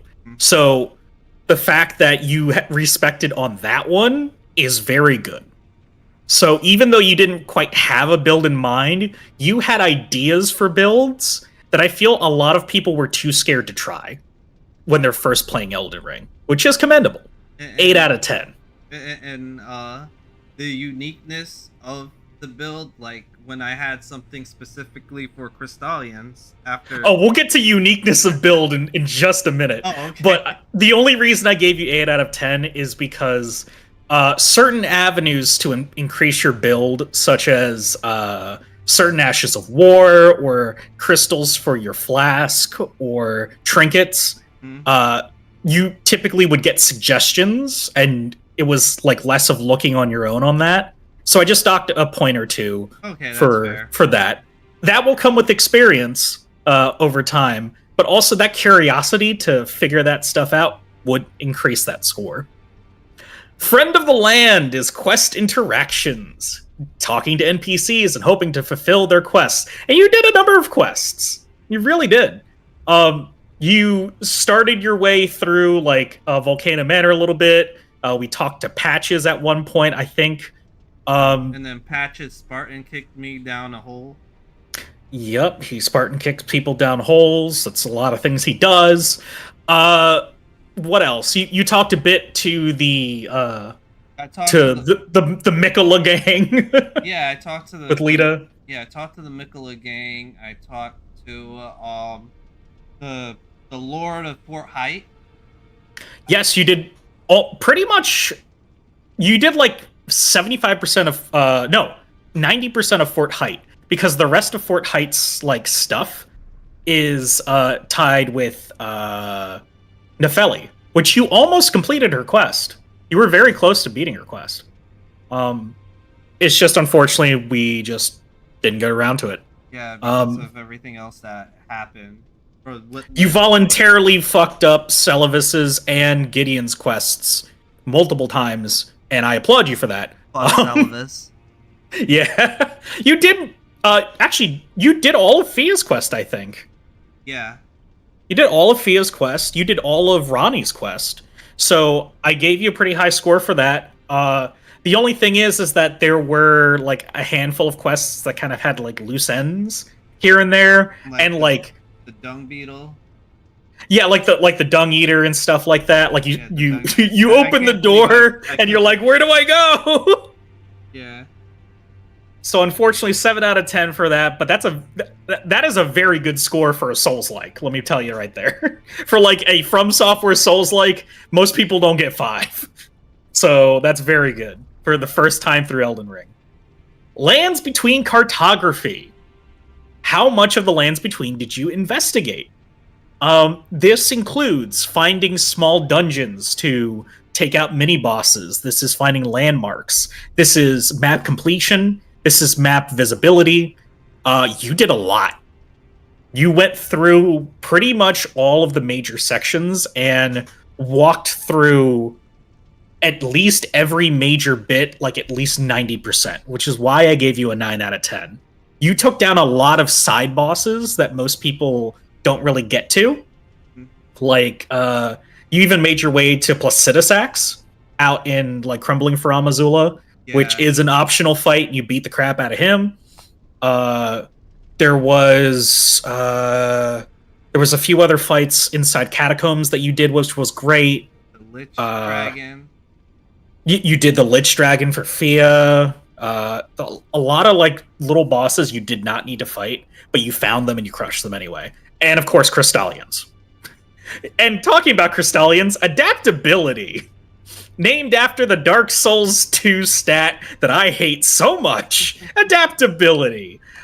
This one is being able to do something unorthodox and being able to overcome adversity. Your crowning achievement is finding that weakness with the Crystallians using the Club +1. But I will say, your ability to use both incantations and weapons to leverage both rot and bleed over time, it was pretty viable. Even though it's a difficult thing to proc, you're using Dragon Communion, which is a notoriously like long-winded spell type to use, but you were incorporating it with all of your fighting styles, no matter what. And the fact that you quote-unquote shared the brain cell with the Mimic tier and letting it kind of decide on how to use your abilities, and you're like, oh, I can do it like this. And you're kind of learning from yourself, gives you a 9 out of 10 on this one. It would have only been perfect if you had done two things that completely floored me. The Crystallians was one. If you found something like completely that I've never seen before, it would have been a 10 out of 10 instantly. But to be fair, it's kind of tough to tread new ground in Elden Ring for me. Yeah. So I was impressed that you were able to surprise me once. Really, really well. I figure I would have surprised you a little bit the way that I kind of procced the Bloomin' Onion for the rot the way that I did, especially against Radahn when I was like, let me see if I can get away with this. Which leads into Primeval Curiosity, named after the primeval sorceries found in here. There was not a single thing that you did not like engage with just purely because you're like, that's weird. Oh, that seems dangerous and other stuff. You would always come back to everything and interact with everything. That's a straight 10 out of 10. Every single thing you put your face into, and you're like, all right, let's see where it goes. All right, let's see what's down here. So you braved things that I think some players would be like, nah, I'm done. I'm not going there. It's not me. Tarnished Embodiment. This is your role-playing potential. Early game, super strong. Oh my gosh, we talked about how you decked out your character in, like, your entire traumas up until that point. But I feel like after a while, you kind of plateaued on, like, what that was for yourself, which I felt a little bad for. Like, after a while, I lost track of what the story of your character really was. Which is a shame, because I was kind of enjoying the idea of, like, you wearing all of your journey up until that point. But it was fun when it happened. I'll give it that. And I mean, I still was wearing all of my journey even to the end. Like, I don't know if you noticed, but I'm wearing Blythe's gear. I noticed you're wearing Blythe's gear, which is why I'm still giving you a pretty decent score on this, which is 7 out of 10. A lot more than most players would do, in my opinion. And I still have Roger's rapier as an on my inventory as an equip to switch between. Yeah, you never let go of that weapon, and I applaud you for that. Yeah, because I really liked Roger. I just didn't like that I came back and he's just sitting there on a chair, just on his deathbed, and Yep. fighting him around where Theo was at the time, like through like going up against him. While it was great, it was a little bit bittersweet for me because I'm just like, yo, this is my guy. I, you know, I don't really want to fight him, but you kind of left me no choice in the process, Hmm. you know. And then I'll tell you this much, I feel so fucking bad for even doing Thea's quest only because of the fact that I didn't know that she was going to kill D. Yeah. Yeah. That hurt me the most too, because I was enjoying talking to D a little bit, but you know, look at what happened. Yep. That's the sad reality of like From Software's like what do you call it? Quest lines. They usually end up with whoever you're speaking to just getting completely wrecked in some terrible way. Most of the quests in this game also lead to similar fates, which is unfortunate. But hey, that's the stories they write. One last axis of judgment. What would Solus do? And I'm going to be honest, in many ways, you kind of want to golf score this one. You want to get as low as you can. Because I want to see you do things that I would not do. But I also want to see you do some things just practically that I think would be good. I don't want you to be like that one person who found the tutorial in Breath of the Wild about 200 hours in. Oh no. Apparently she did like 3 out of like the 4 major dungeons, and she finally found the tutorial dungeon that tells her how to do a lot of different moves, and she's like, you can do this? Oh my god. Or you can be Kuru, who I'm pretty sure did not even know what to do with the wondrous physic for the longest time. Anyway. You did a lot of stuff I normally would not do, which I commend. Your approach for handling situations. We don't talk about that. Shh. My evaluation, not yours. And what's interesting is that your focus on trying to fight using very specific axes of like combat and exploration really worked out in your favor, and I had no faith in you. Like, there were so many times where I'm just like, the game will punish Doug. It's not gonna work. And you made it work, and I'm like, well, I'm glad I didn't say anything, because clearly he won. I was so headstrong throughout each and everything that I've You were done. so headstrong. God, you have no idea how many times I looked at what you were doing in the game, and I'm like, Doug, please don't do that. Please, you're going to hurt yourself. And then you win.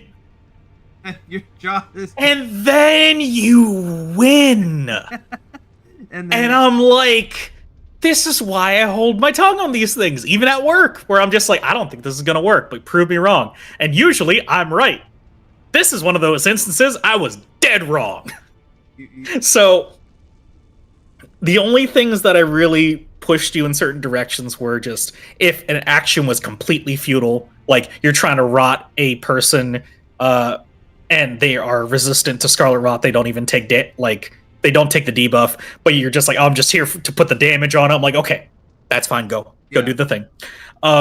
Like you trying to just dump into intelligence because you said you're stupid. And I'm like, why would that matter? And then I realized later there were like some weapons or some other things that need a little bit of intelligence. And I'm like, well, if I listen to Doug and just kind of let him stay at like 13, he would be okay. But like he's trying to get it up to like the 20s, so maybe we should just cut that a little short, you know? He's holding staffs now. I don't really know what he's trying to do. And Because we were we were trying to find the right build for me at the time. We were. Look, he did that through the whole game, Doug. No faith. Yeah, it's true. Just no faith in what you were doing. But I like deep down, I'm just like, if I don't say something, the game should say no to him. But if the game doesn't say no, his spirit breaks first or I break first. And neither happened because you just won. So I'm like, all right, game said yes. Who am I to judge? So I will say you have done an excellent playthrough of Elden Ring. You have surprised us all with what you went through. A little bit of a rocky start, but that was just because you were learning and exploring, and you found weapons and items and things that worked out in your favor. And had you played the game incorrectly, you would have never beaten Consort Radahn. You would have never beaten the Elden Beast. It wouldn't have gotten here if you had played it incorrectly. So you did everything right, and you beat the game.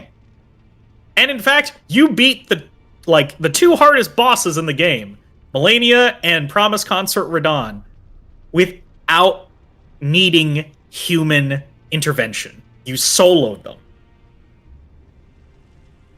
So you can take that with you. Yeah, I honest to God, I'll say this. I wish I could have soloed Lasuda Sax, but I'm kind of glad that you were there with me because it gave me the time that I needed to kind of get to him around when he's a bitch and a half fight. Don't even worry about that. Oh, but either way, I'm just what you know. What's great though? You played the the game maybe not as intended, but as you wanted to. So much better. Exactly. You chose what you wanted to do. You stuck by it. When you found something neat and you're like, I want to do this thing, you found a way to do it, you did it. And the game didn't stop you because it was viable. Yeah. So that's awesome. Still, though, it's really good stuff. I'm still a little bit intrigued that I was able to make it through the game with buttering a good majority of my stats up until Malenia. Malenia was the stopping point, you know. No one else was like. You're damn lucky those stats carried you that far. You are damn lucky. Because now you're at such a high level that you can reach like soft caps for most of the stats that you have. Mm-hmm. So at the very least, you're gonna get to a point when you're like past level 200 where you don't even need to worry about a build per se. You'll just be whatever you are. Yeah. And if I wanted to learn something different, like I can learn how to use staff and magic, I can do that down the road. But 100%. Oh my goodness. This, I will say this, Elden Ring, throughout the entire time doing Souls-like games, this game has definitely has pushed me to the limit, if not then some, over like how I fought specific bosses, like some of the strats that I've had, finding what works versus what doesn't work. It just overall it really put me in a position to where I'm just like, all right, this works out here. Maybe I should try this. Maybe this won't work out. Like, I don't know what possessed me. What possessed me to go with the Scarlet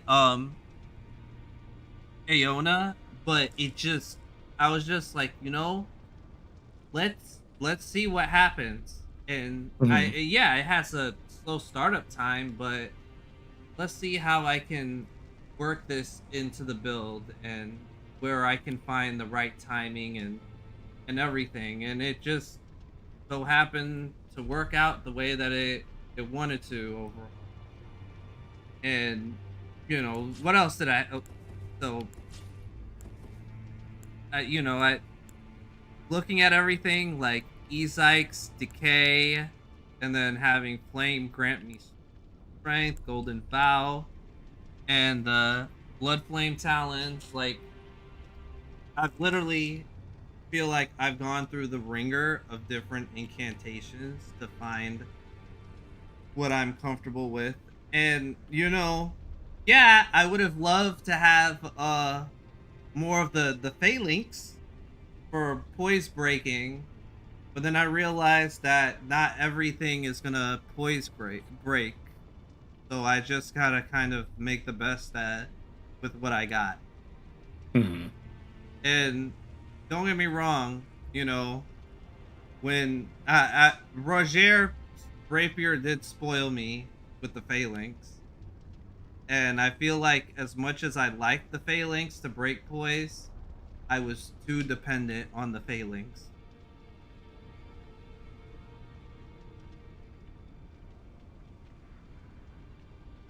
I mean, you, you were dependent on it because it was that effective. Like it was leading you down a path for a very specific kind of build.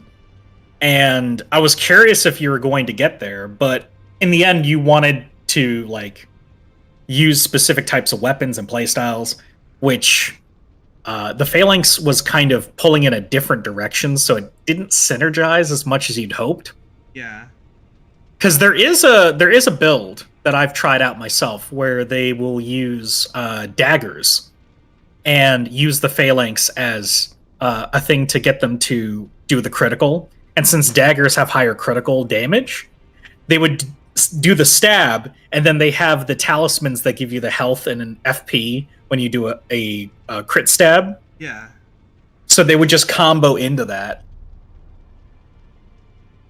So those things do exist. It just, I don't know. I guess it just didn't work out the way that I thought I was at the time, and it just Which is fine. Yeah, the moment I got the Rivers of Blood, and then messing around. I had a feeling you'd like Rivers of Blood. And then messing around with the Great Katana. Mm-hmm. I think that was like the big one right there. Like the fact that I was able to lean a little bit on a weapon like the Great Katana to take out Radahn. Yeah. They heard the water being poured. Oh yeah, I know they could hear the water. Water. Speaking of water, Yeah. you want to go to the base of the tree? I mean, Base of the shadow tree. we're going back to DLC, right? Yep. You're gonna head toward Shadow Fort, and you're going to head over to the Sunken Church side. So that's on the right-hand side of Shadowkeep. So you're gonna back gate, church district entrance. That's where you're headed. We need to drain the swamp. Yeah, and but yeah, like what Quest was saying, when I picked up the game, I was worried I would not even beat the first boss, and I'd just be wasting my time. Oh yeah, I'm not gonna lie. If you saw when I first started, you could see that, like, yeah, I was in a funk because Margit kept waxing me, and the farthest that I got Margit at the time was to about a quarter of a health, almost to half, before it pulled the mallet out. But it wasn't until after I kind of started exploring and oh, contraption doesn't work, and Sumokoi was telling me, oh, you need to start grinding a little bit more, and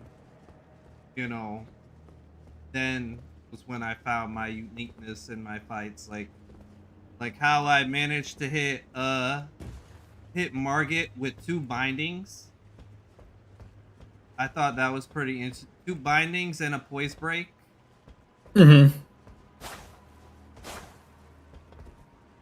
Crab. Crustacean. You're going to be jumping through the rooftops and everything to find a large switch.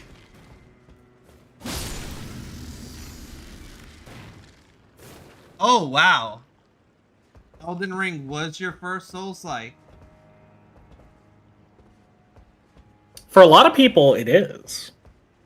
Which is one of the reasons I did my road to Elden Ring in the first place, is I would hear about people like, oh yeah, I'm getting into Elden Ring for the very first time. And I'm just thinking, like, there's so many different Souls-likes that From Software had made, where they basically made, they made the genre, quote-unquote. Oh. They popularized the formula. And I'm like, I wonder if people really know how much, like, stuff they added to Elden Ring that they've learned from like years of deving these things. So my first Souls-like was in fact Bloodborne. That's not a bad one to start with. It's interesting to start with it. To the crab! Oh wow, look at that. I hit it in. Okay, that was a little bit weird. Okay, game. So you said the rooftops has a lever? Yep, if you keep traversing the rooftops, eventually you'll see a giant lever. Careful on the jump.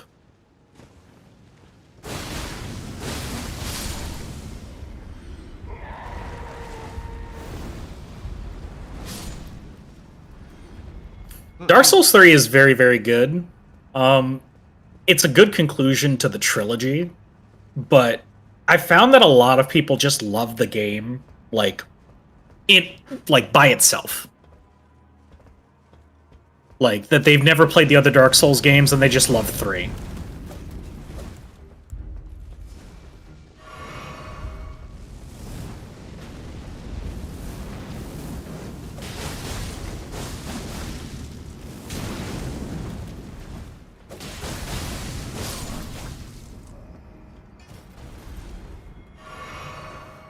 And after playing through 3, I kind of agree. Like it's a good self-contained game, and it gives you just enough of the story of 1 and sort of by extension 2. Yeah, so That you're like, okay, I'm not lost. It makes sense. There are connections to. You can ignore that. I know it seems like you shouldn't ignore that. You can ignore that for now. I need to jump over there, huh? Yep. Gotta run an Anor Londo up this.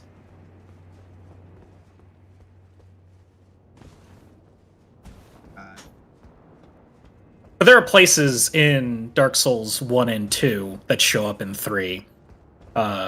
Even if it's just reference. No. That for me give me the warm fuzzies. But like for other players, they may not know it, and it's still cool. So, like I said, Bloodborne was my first Souls-like. And then I got the wife Dark Souls 3. Mm-hmm. And I ended up jumping into Dark Souls 3, and then we were playing it for a bit together, and we came close to beating it, but I think I may just restart the game completely one of these days. That's fair. And play the game on Twitch and try to see if I can go from start to finish in the game. Like we even did I think that game had DLC. I could be wrong. Yes. Yeah. The game has, I believe, 2 DLC. Yeah, we did the DLC together. I will say that. Nice. But I would not mind coming back to that game. I believe you need to head inside of the roof. Oh, I need to go in. Yeah, there's some places you can land.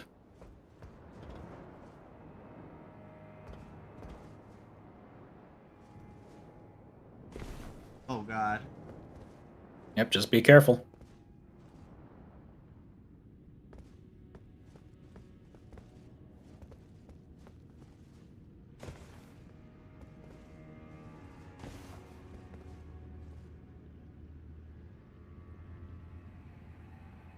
That Your message was up on there. Aw.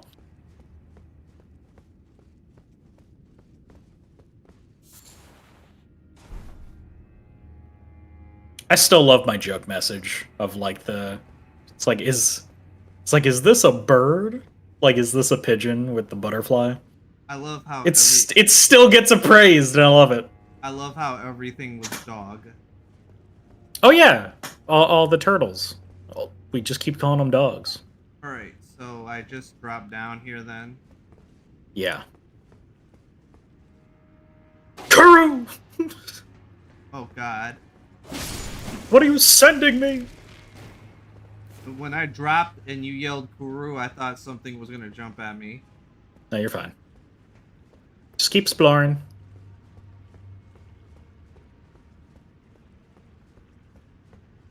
Okay. Oh, You've been here before. Because you gave the lens to Queeling. yeah.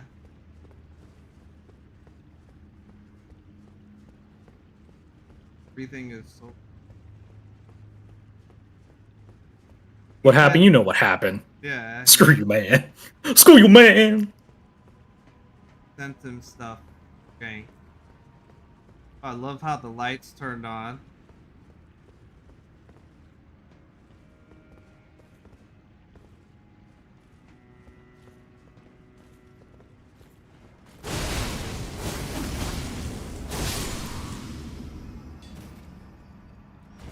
He was cornered.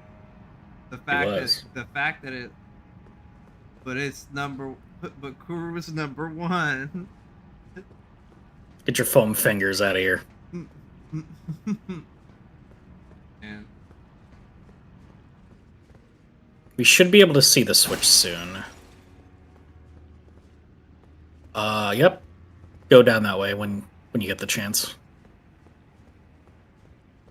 You can keep exploring to your heart's content, but I think that was the direction we need to eventually head to.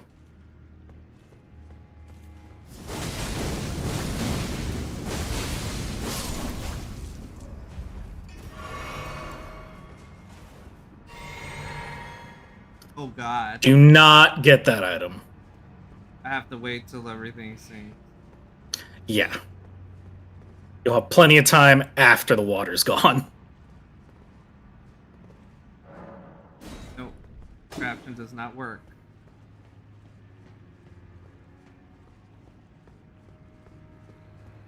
I definitely feel a lot more stronger now that I took those guys out. Or at least it's showing. I think you might have used this elevator before.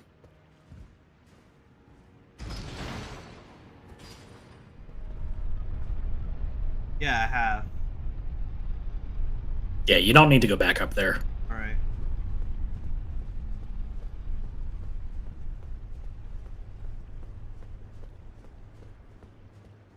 So it's funny, I actually asked the Wandering Souls about, like, how do I get to this one place? And they're like, have you been to the church district? And I'm like, yeah. And I think it was 1UP. He just looked at the church district. He's like, yeah, there's some things you can do here. I'm like, okay. Because I didn't realize you could drain the water. I just thought it was just flooded and that's it.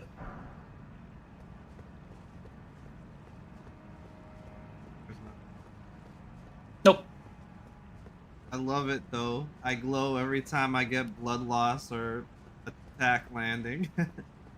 It's good, right? Yeah.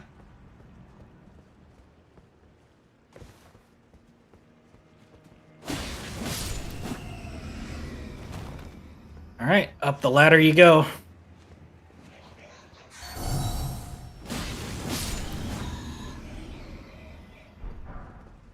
You don't remember why you were coming through here? I don't remember. Water.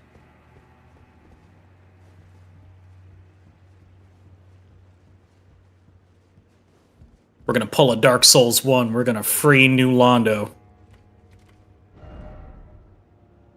Yeah, seems familiar. Yep.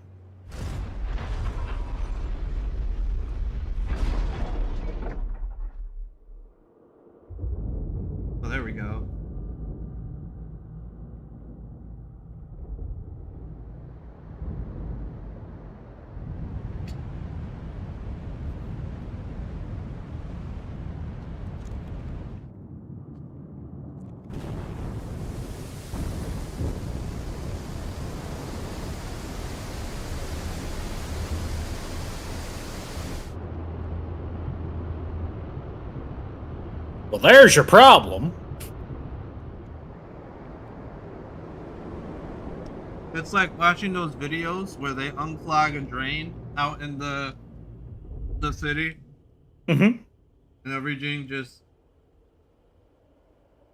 Oh lord.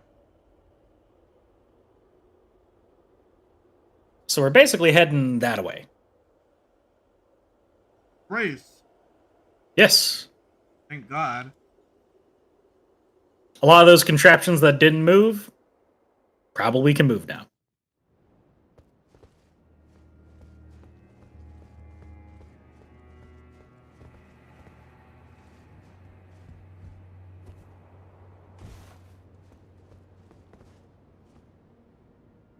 Can drop down there. Yep.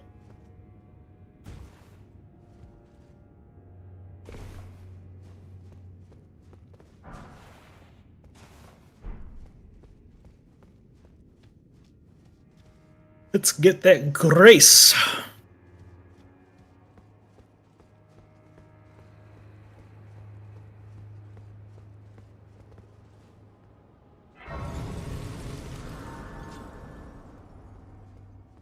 Pop this real quick. Kuru, what are you sending me? God damn it. Guru is sending you everything. He sent me a picture of a buff skeleton.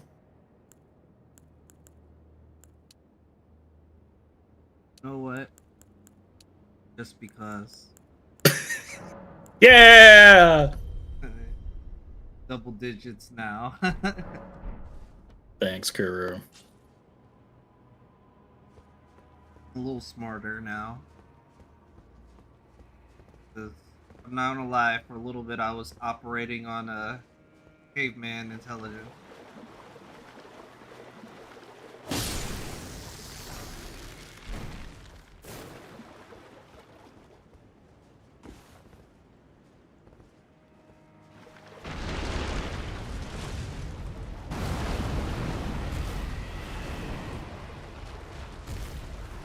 You.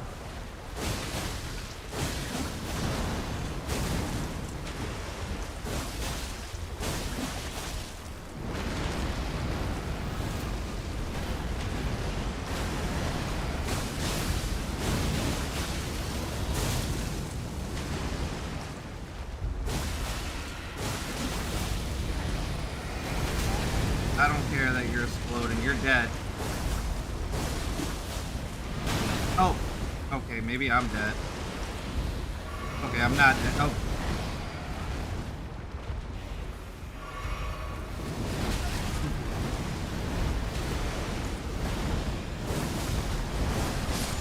There we go. Should have mentioned this on the review of your inopportune shit talking, but it's okay. You make it out in the end. I was just like, I got you. Oh wait, I'm dead, or I'm almost dead. Never mind, I win. I was waiting for the death to proc and be like, every time.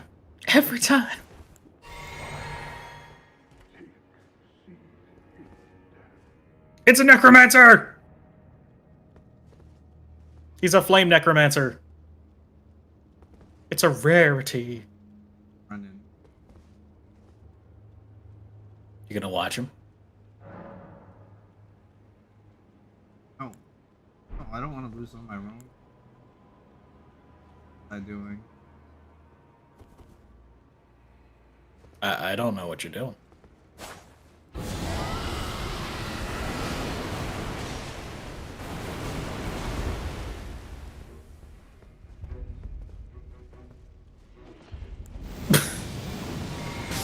Oh, that hurt. I thought I was dead for a second, to be honest, but he's dying, so that's one thing that He is. matters to me the most.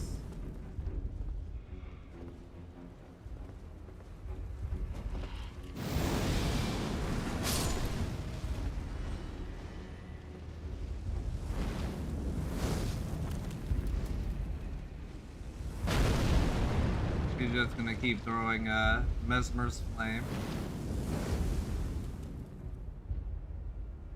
Still though, even with the Scarlet Rot, that's still pretty pretty neat. Oh yeah. Oh nice, I got the helmet. You did! Nicely done. No, not the Skelebaner. God. Sending bone PTs around. It's Kuru. Oh my goodness. Do you like the Shadow Sunflower? Don't you find it amazing? You better start to love that Shadow Sunflower. That's gonna take me up.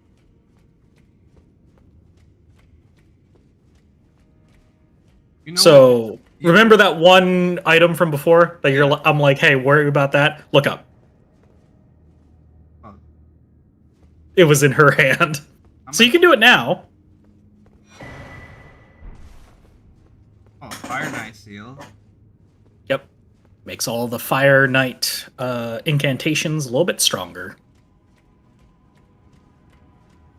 I think I would need the one here.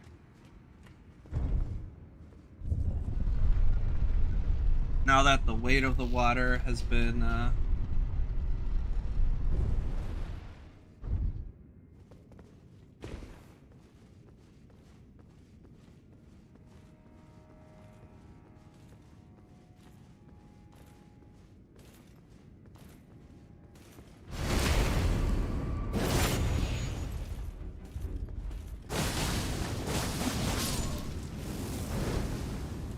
Nice. on. My illustrious leader is messaging me really quick.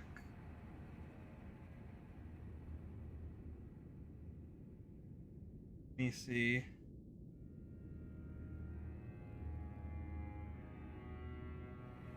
Yep.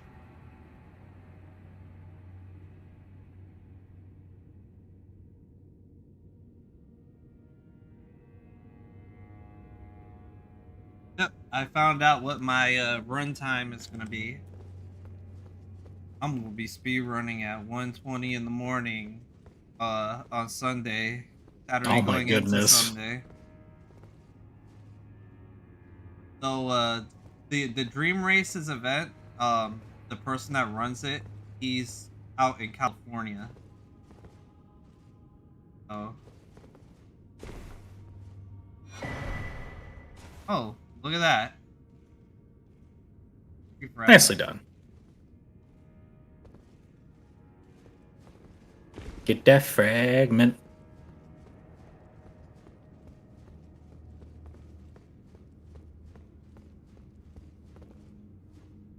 So let's head back down.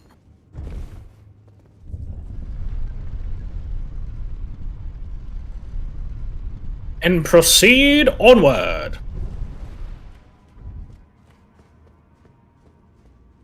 There's still more to explore inside this building. Look at that tree. Yeah.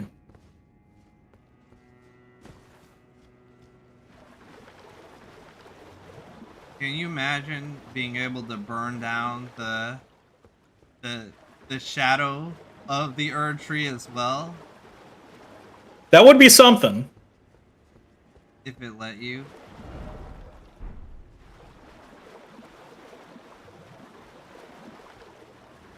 Yes, Quest Crew has sent me that. Thank you.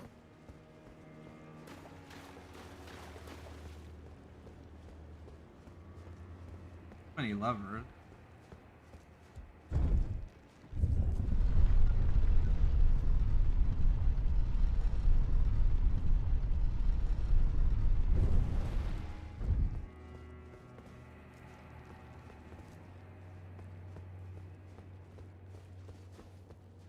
What do we have here? Another Grace. This is. It's the same grace as before. Oh, okay.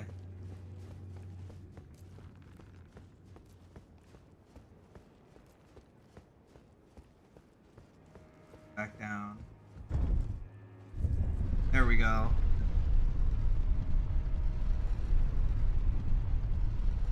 What It's so different once you like drain a leak and there's just more to explore. Crazy, right? Yeah.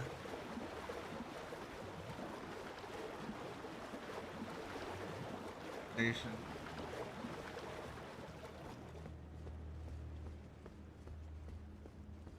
Yeah, I activated that already.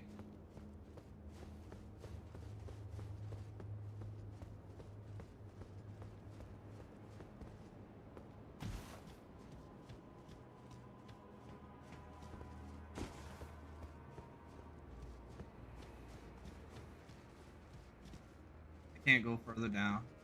Good to know.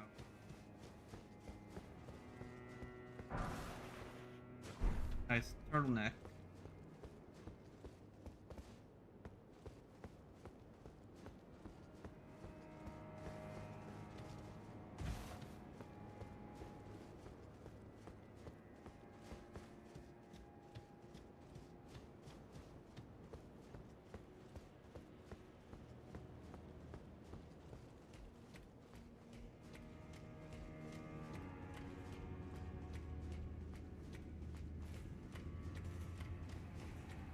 There is-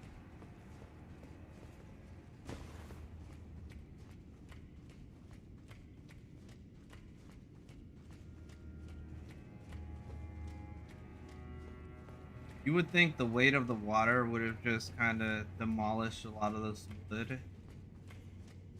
You'd think, but maybe the wood is similar to like Erd tree wood. Maybe just, you know, lasts.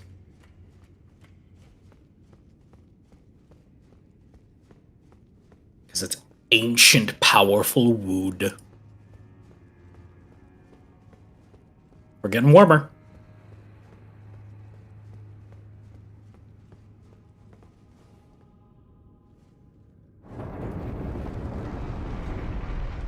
Oh, and of course, you can't have a room without a steel door.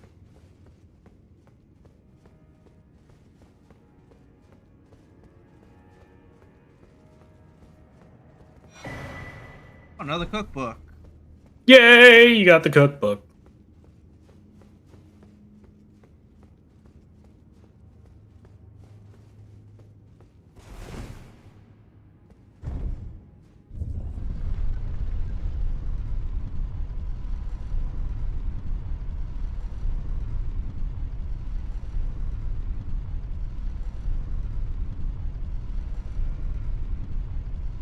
I'm trying to remember. I think there was a time you got like really upset with me about something in the main story of Elden Ring, and I remember Mhm. you like covered your face getting upset, and I forget exactly what it was over.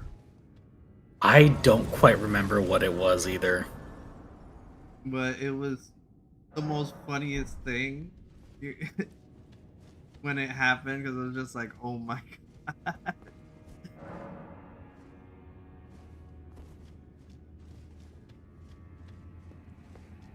There are moments where I question my sanity over what in the world you did at any given point in Elden Ring. Getting a specific, unfortunately, I cannot say.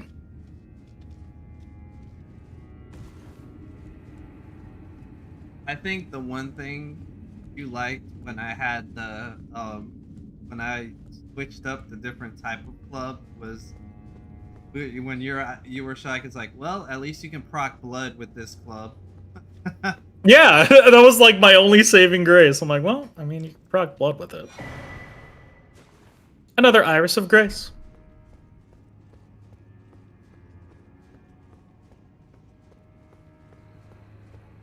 Oh, look at that! What's going on over here, buddy? Erica's rune.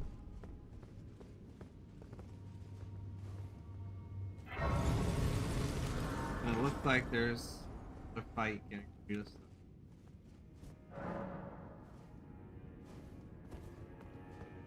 Before you go in, what kind of fight you expecting? You tell me. An avatar, a shadow, a tree avatar like the one I just fought earlier, but Okay. because I feel like every time we're near some sort of whether it's a minor Erdtree or something close enough to it. It's always either a minor Erdtree avatar or another what was it? Squiggly guys. Mm-hmm. So The tree spirits. yeah, and I feel like the tree spirits was that tree spirit I just bought was like a testament of things to come. Wait, hold on.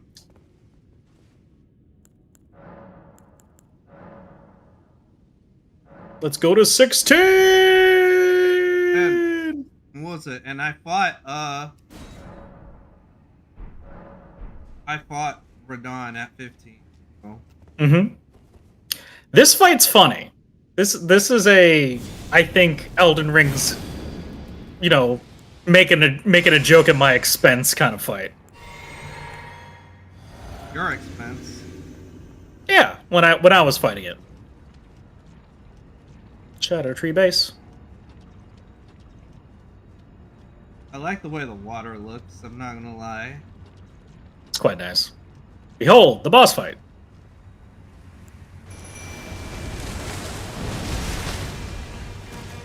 Shadow Tree Avatar.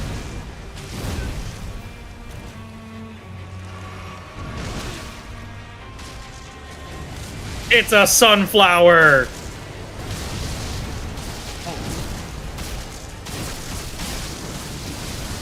Oh my god. Its weak point is its head.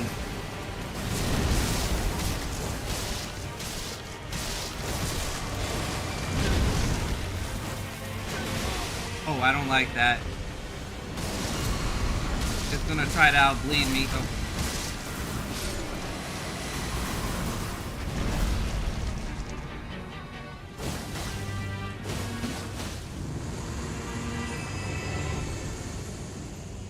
Jesus. Wait, phase 2?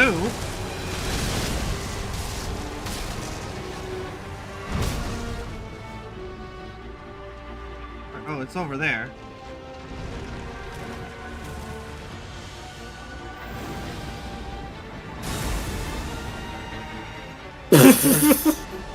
It just shot it into the ceiling. That's great.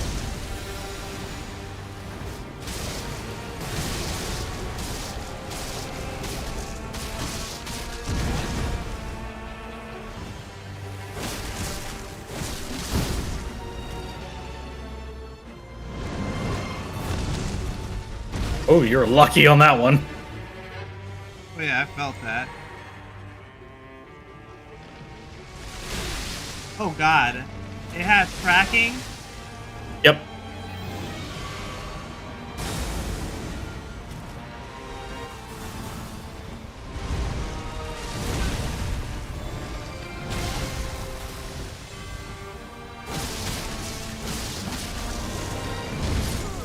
Oh god, this is...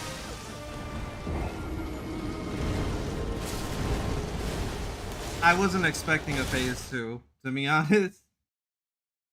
I thought that was it, but oh man.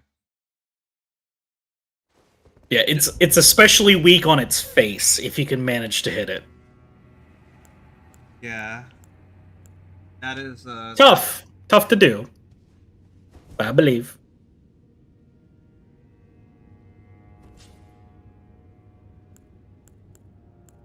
if it can work out, then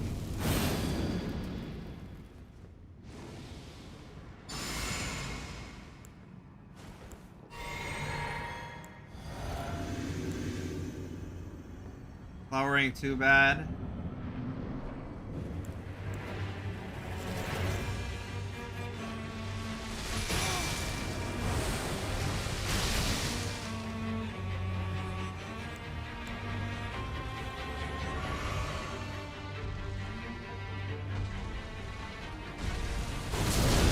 Like that?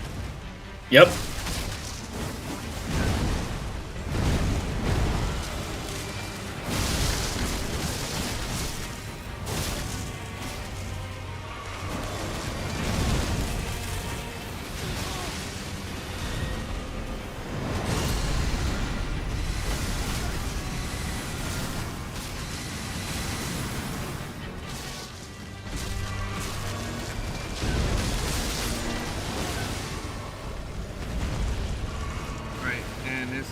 here.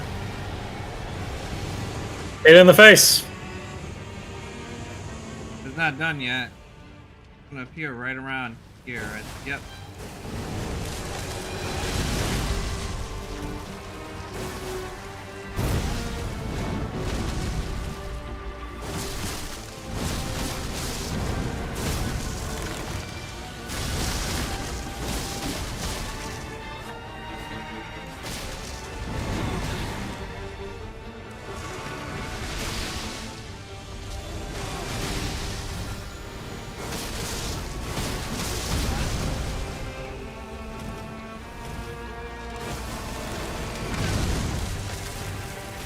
Yep, they got me.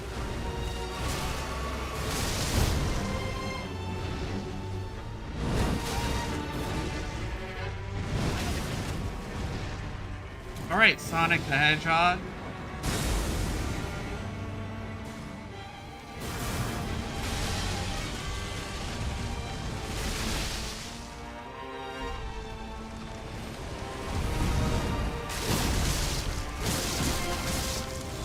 There we go.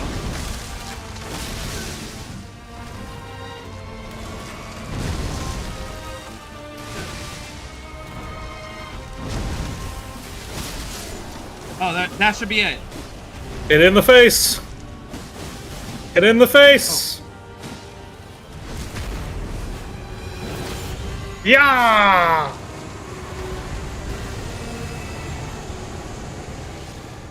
If you don't hit it in the face, it's gonna recover. Oh, No, it still recovers. But it has less health now. it's gonna explode.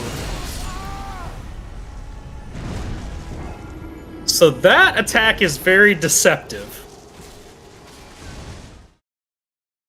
It has better tracking at ranged, so you actually have to go and hug it when it does that.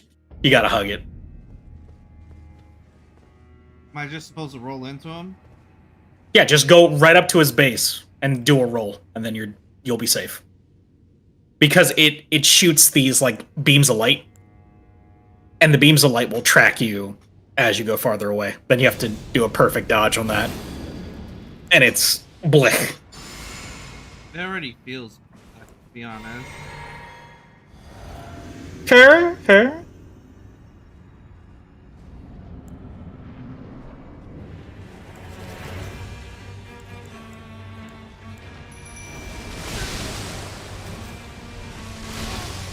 God.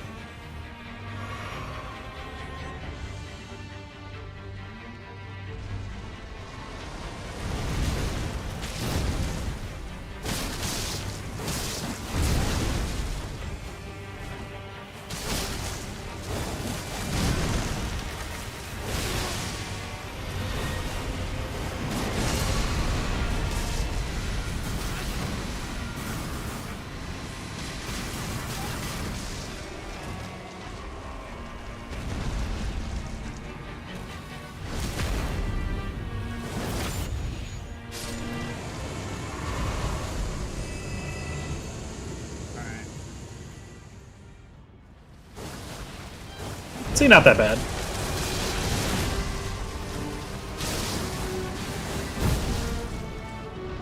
Oh yeah, the health is definitely.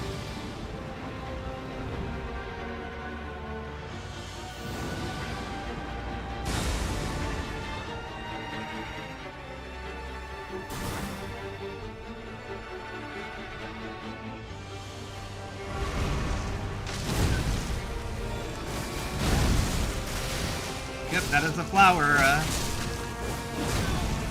It's a sunflower. Well, it's a I healed, but I guess. darkness flower. Yeah, I guess it didn't want me to heal.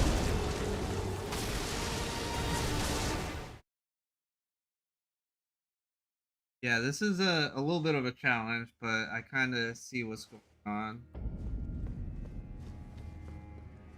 The more damage that I do to it after I get the crit off, the more the health will go.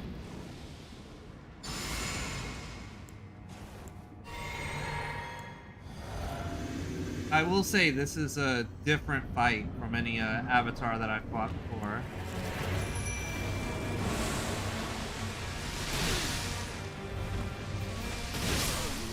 Oh, never mind. The blood loss.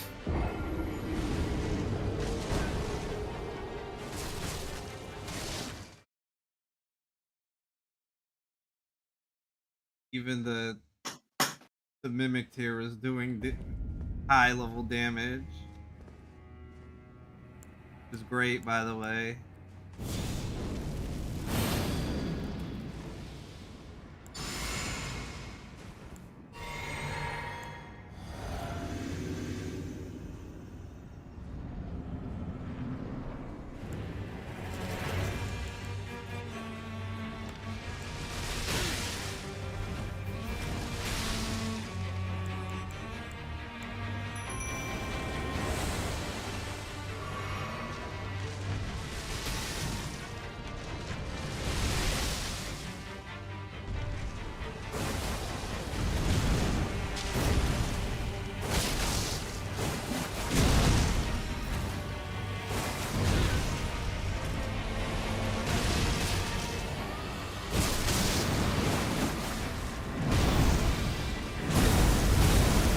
I've never seen that attack before in my entire life. It flattened. It used his whole head. It was like, nuh-uh, you know? Too big, my squish. Yeah.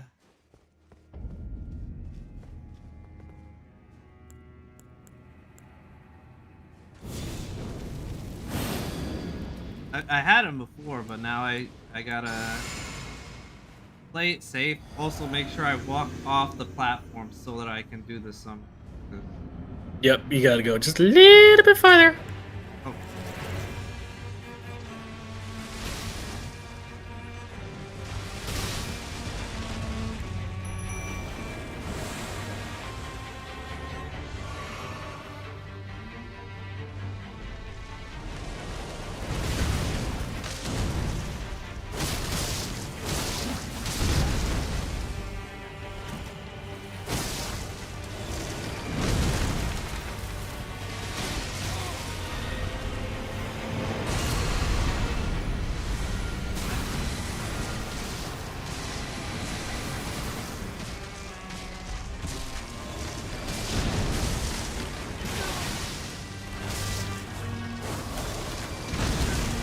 And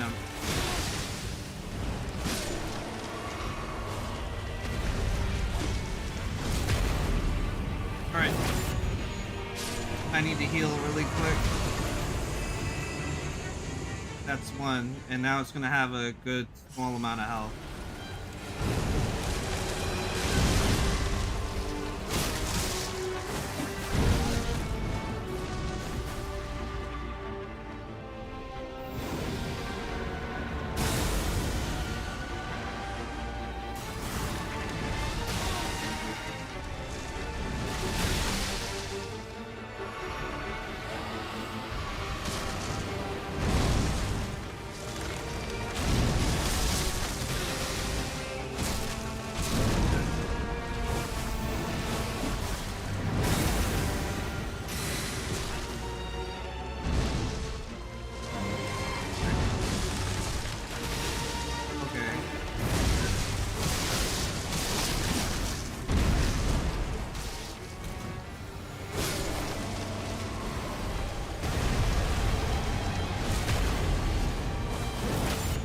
Out of here.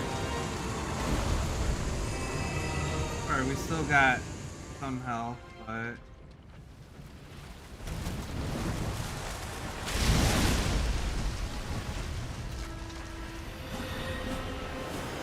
oh. Okay.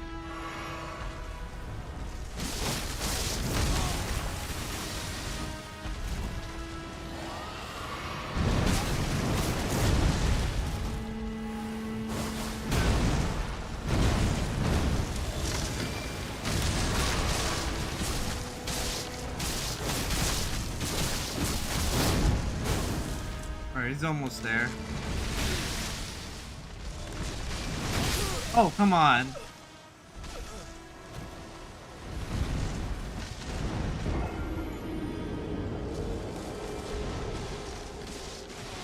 Oh my god. And I have to kill it with another crit after that, right? I usually do. Okay. Just one for Anytime you down them, I always crit them. Because you never know how many times he's coming back up. I'll never tell. That's true.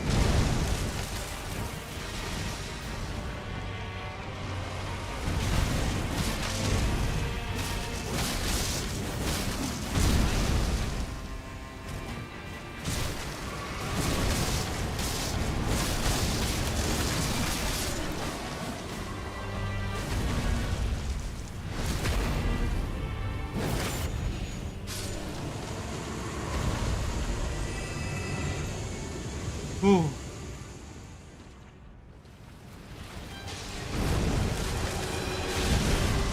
The sunflower's back!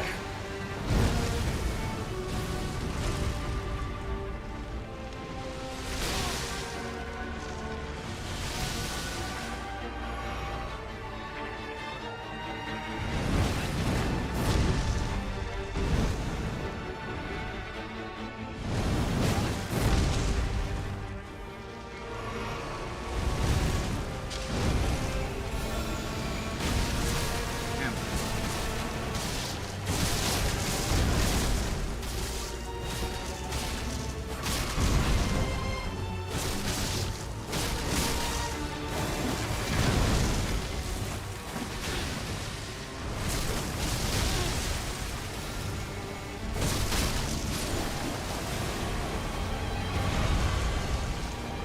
There.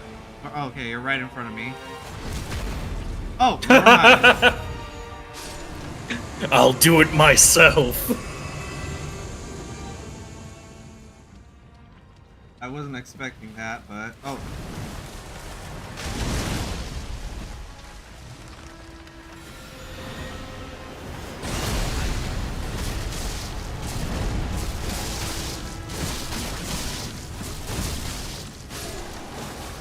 There we go. Oh, Yay! that was the last of it. Remembrance of the Shadow Sunflower. Nicholas Grey Roan. You did it.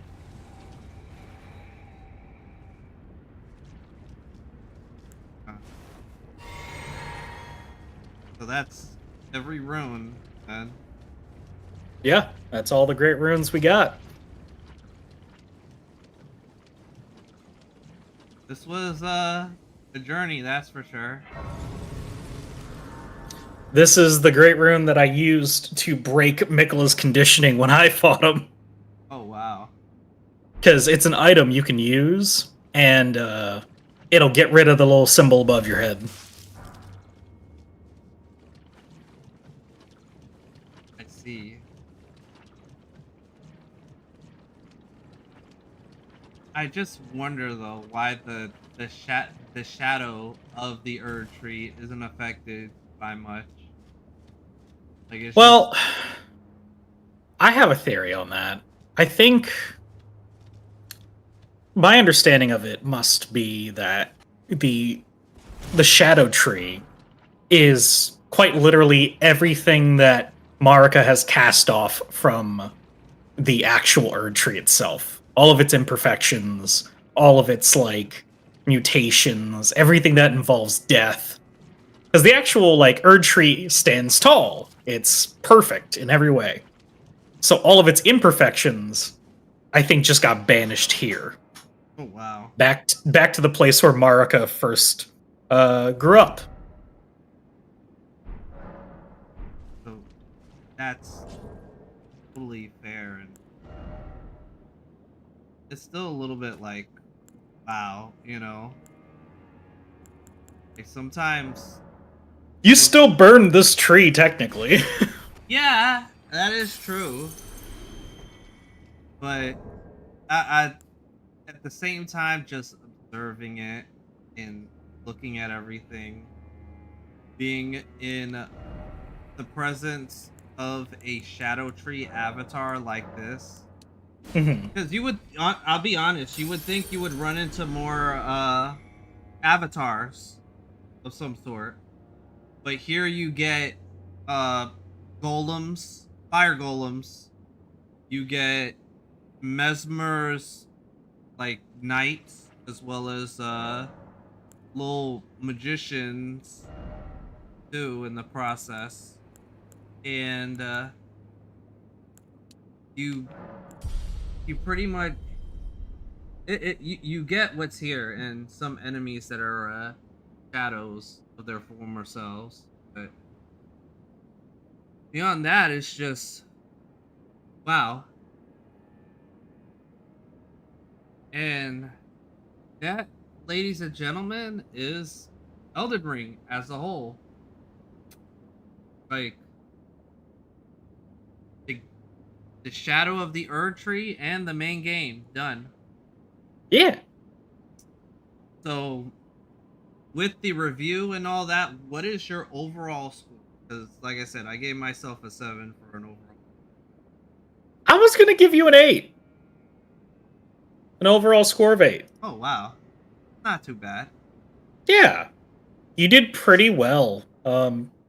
Given all of your intricities that you've done with Elden Ring itself.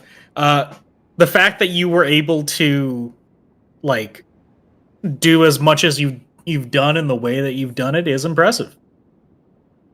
And you're almost at level 200. You're 9 levels away Mhm. in base game. So that's impressive in its own right. Well, with that being said, we can kind of end stream on a positive note. Let's go. Now, you said that when I finish Elden Ring, you would pick back up on finishing Resident Evil 4. That's what I Now, gotta do now. are you what day are you going to honor that? Because I remember last time you were doing the road to Resident Evil, the Resident Road of Evil, as you were calling it. It was on a Yep. Tuesday. Mm-hmm. I'm gonna see if I can do it tomorrow. And if I can't do it tomorrow, I guess I'll try and do it another day this week to get back into Resident Evil. Because then that, we gotta kind of set up for RE5, and that's pretty multiplayer right there. Yep. I Yeah. don't know about RE6 though. I don't even know what that's about. So RE6 has 3 different scenarios you get to play as. Well, 4. So you get to play with either Chris, you get to play with Leon, and then you get to play with the son of Albert Wesker by the name of Jake Mueller, and Ada as a unlock. So Why do I want to play as Wesker's son? there it is. Hey babe. She calls it Edgelord 6. Edgelord 6. Oh there, no. because there's so many things that go on with the game. On top of that, the game itself, the story mode is multiplayer. So depending on who you play with, you have a partner helping you out. Okay. With Chris, you have his sniper by the name of Pierce Nivens, one of the best snipers ever. With Leon, you get an agent by the name of Helena helping you out, and which you'll be his story has zombies in it, actual zombies. Jake introduces Sherry Birkin as an adult. So in case you're ever wondering what happened to Sherry, despite being picked up by the government and experimented on a little bit, she becomes an agent in the same line of work as Leon. Sherry's from 2, right? Yeah, she's the little girl. She's the little girl from 2. Yep, and then she's all grown up in Aria 6. Interesting. Yep. Um they do have a little bit more melee attacks as well. So there's a lot more different actions you can do within the game. And the herbs, the healing, you still have first aid sprays, but when you mix the herbs, it's like you're popping a Tic Tac to heal.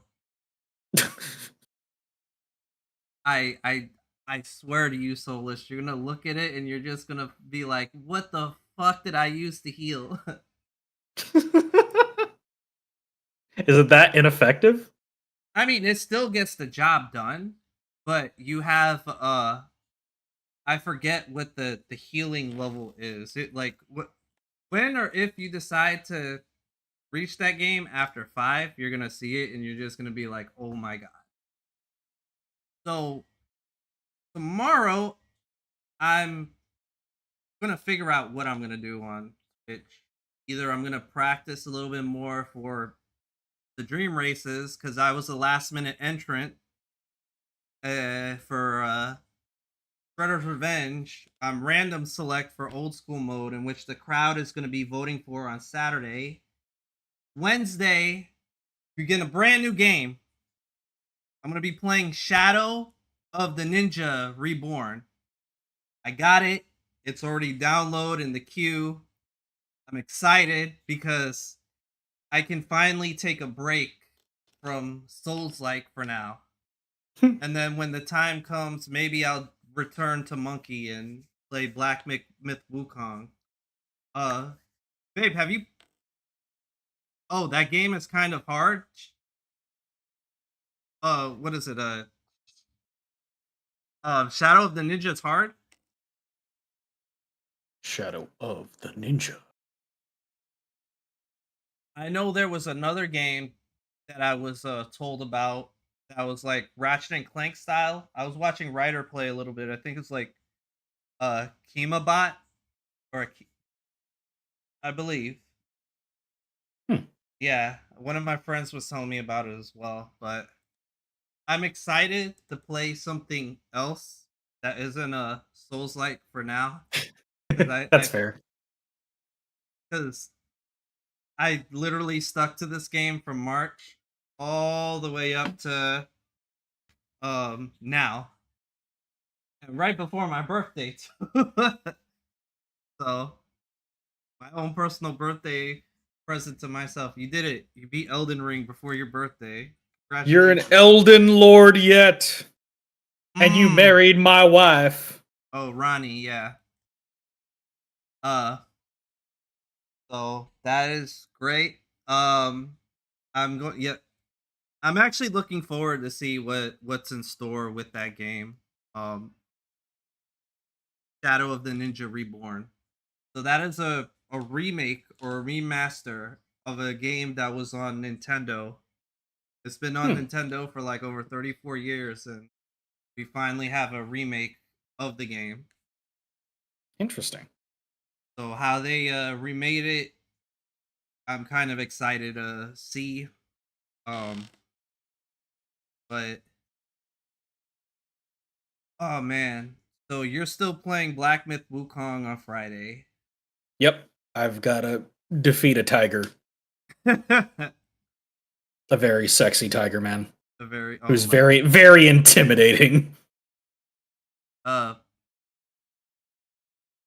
Since I have people here, whoever's started playing Black Myth Wukong, I would like to know what your thoughts are. If anyone has started playing Black Myth Wukong, because that is a game I do plan on getting. It's all right. What are your gripes with Black Myth Wukong? you don't mind me asking, babe.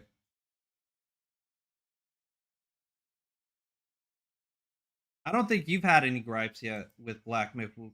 Have you, Solus? Gripes? Not necessarily. Let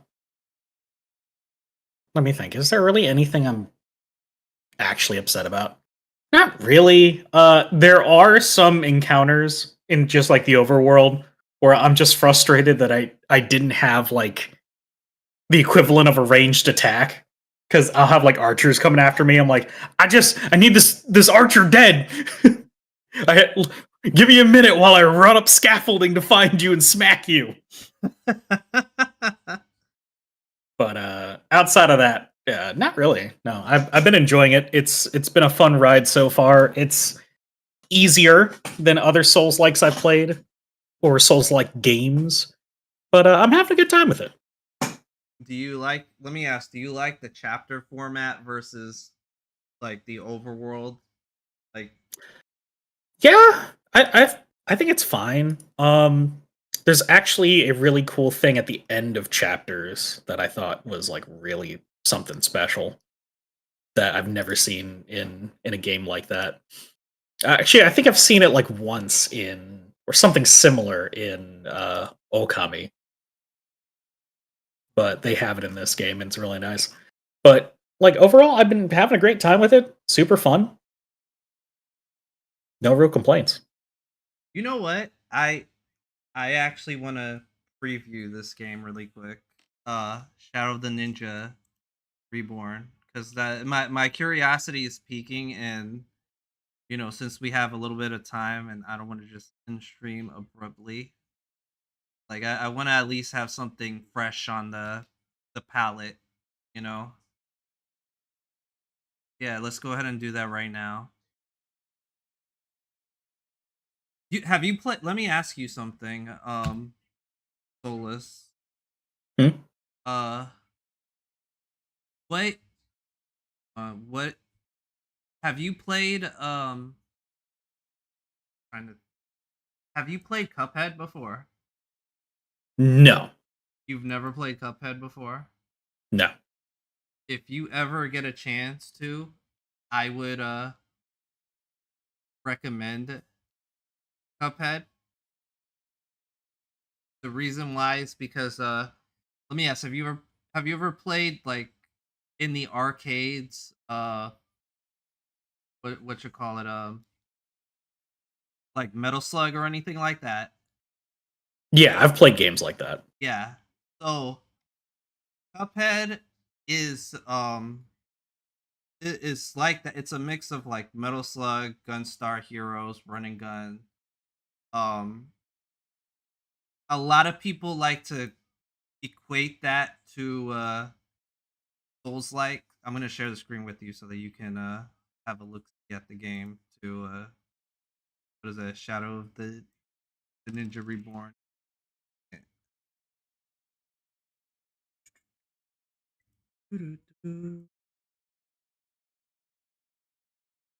Should come.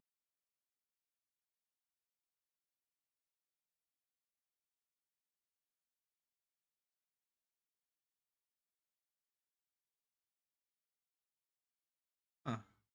I have to capture it in a different.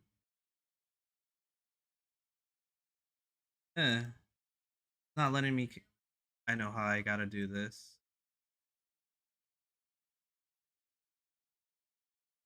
There it is. Now that we got it up here,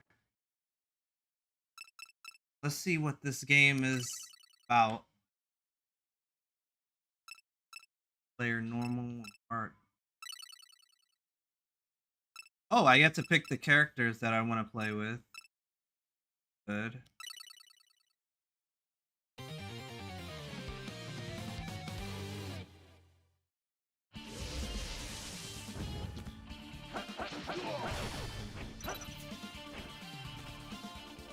Oh, I got a chain? Let's go. We're going full Castlevania. That's what it feels like. A little bit. Oh man. Oh, I can stand on my sword. That's cool.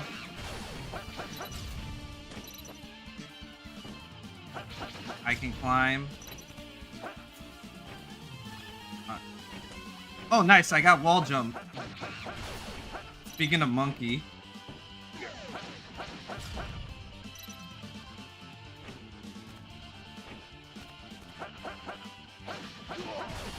I think I lost my power up for a little bit. I either need health. Okay.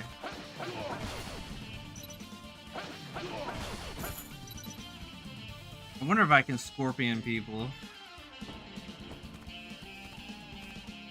Scorpion. Monkey. Let's get through the first stage and then... Oh, okay, there we go.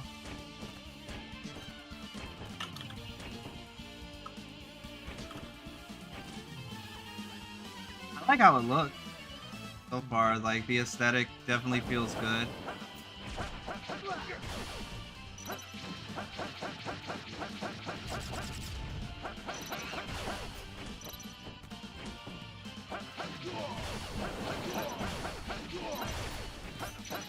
Oh, nice. Let's go.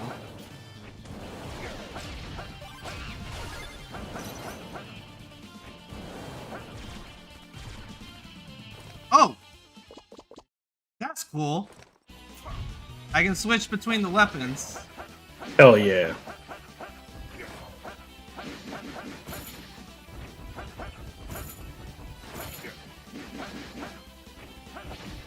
I didn't think this would be a...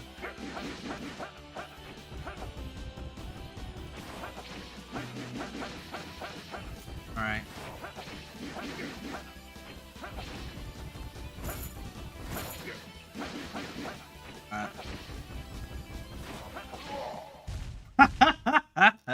That's pretty neat.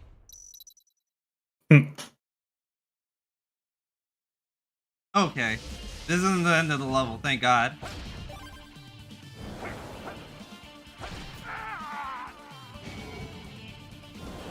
That's fair. Okay, this is gonna be a challenge. Would you like to send earn pocket money stat? Sure, why not? Oh, okay. I can continue. I was scared for a second.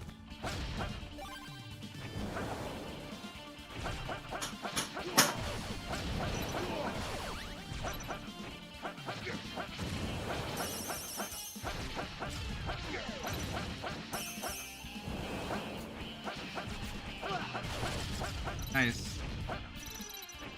It's something I gotta get used to, that's for sure.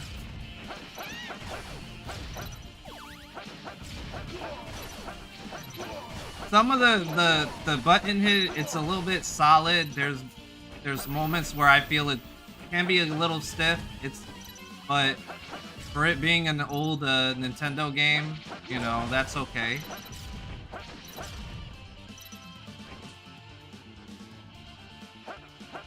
You said this is like a remaster of it? Yeah.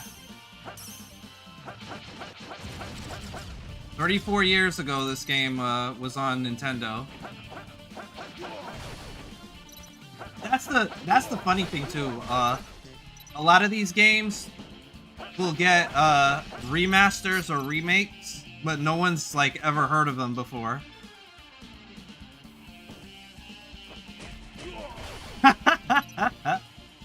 That works. Yeah. A big example, I would say, so there's a Super Nintendo game that I played a while back. Oh, it is, it's called, the Ninja Warriors again. Okay, I don't have... Oh god, that is cracking.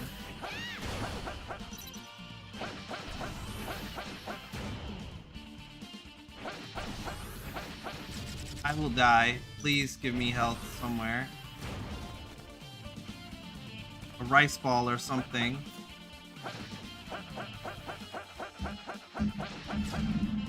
No? Okay.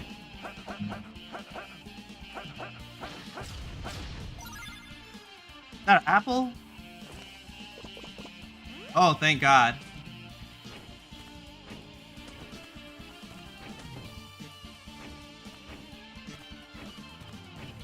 This makes me want to play the old game on Nintendo now, to be honest.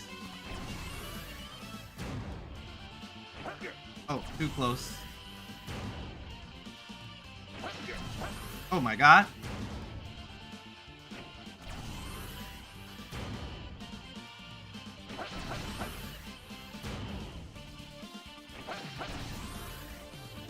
Should probably have one more hit. No?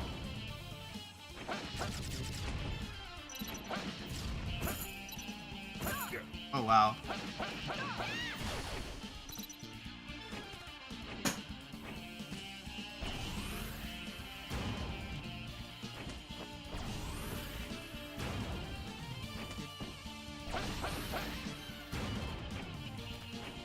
I gotta play it as safe as possible.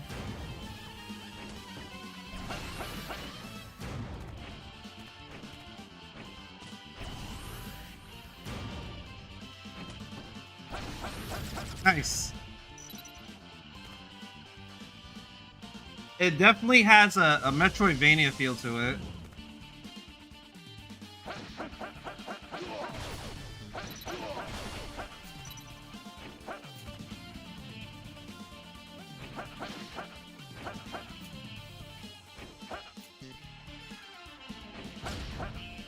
Oh God.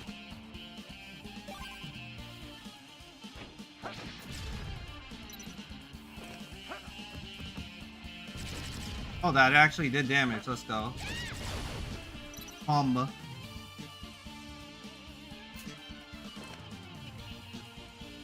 I have a dash button. Okay, yeah, they added a lot more stuff to the game. I'm like, for a console, that'll only let you. Oh, well, that's the way. That's as far as I go up there, I guess.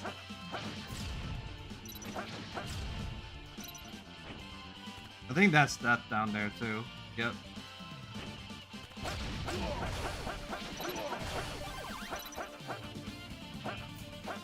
Monkey.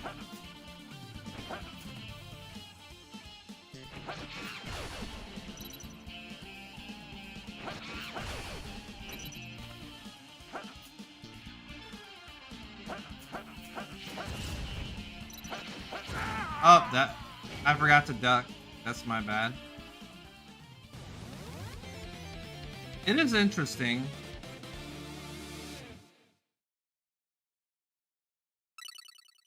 I just want to get through like the first level. That's all. Just to kind of see and go from there.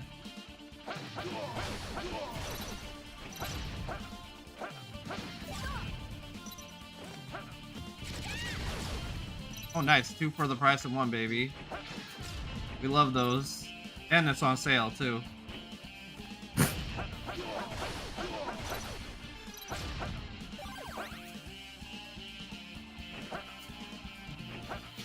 I don't really know the story too much about it, but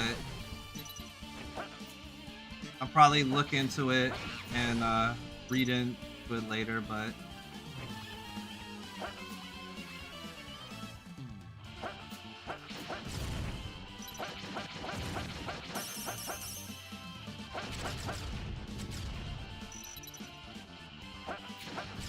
now all I wonder if there's... Oh, nice! My fireballs are a little bit stronger.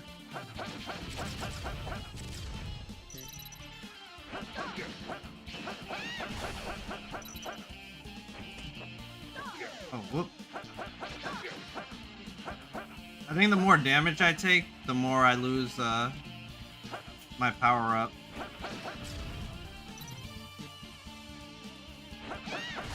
It reminds me of this Super Nintendo game. I'm trying to think of the name of it.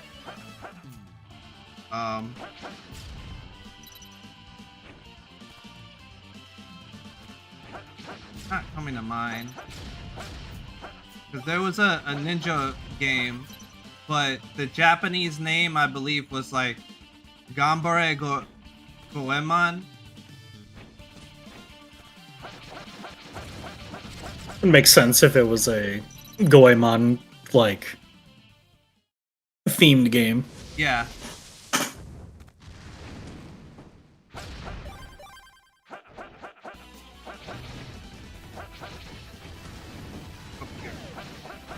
Damn it. Oh.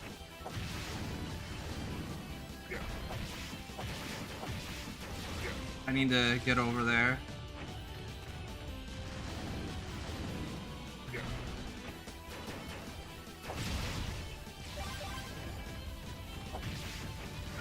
Oh, never mind.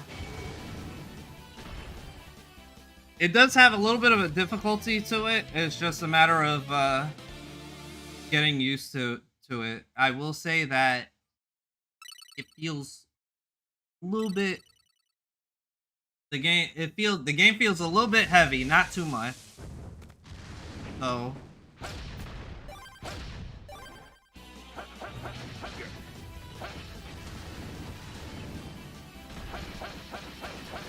Oh yeah, game makes me feel stupid. I think we've had our share of games that make me feel dumb.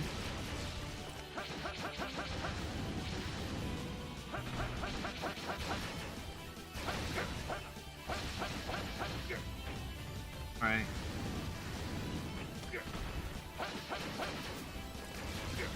Oh, that's a wall there.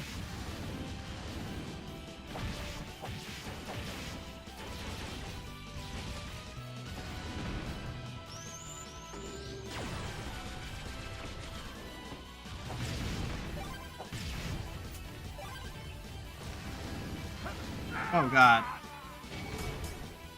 This is a boss. Okay. Yeah. You didn't know you were in a boss fight? I mean, yeah, but I'm like, I'm sitting here and I'm trying to do as much damage. I don't know if I'm doing enough damage or I'm trying to field out you got him to half health. Alright.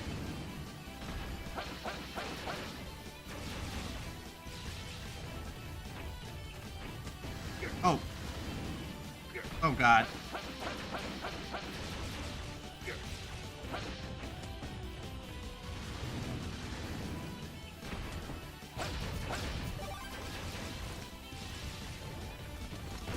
Oh, that's a shotgun.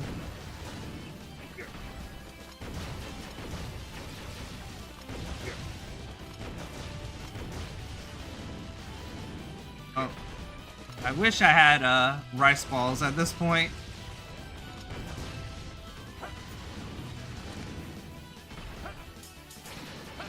Oh, that does damage over time. It's the ballos. No, the spikes. Oh, god damn it.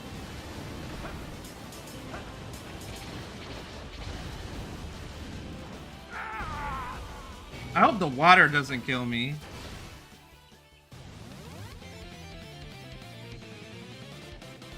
I'm not gonna let this is kind of make me feel a little bit dumb. Because I'm like, don't you have that dash ability? Oh yeah, I do.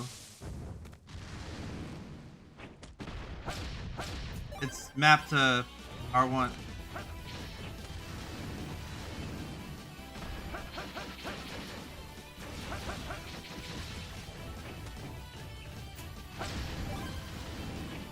I forgot. I guess this is one of those cases of forgetting. Oh. That is true.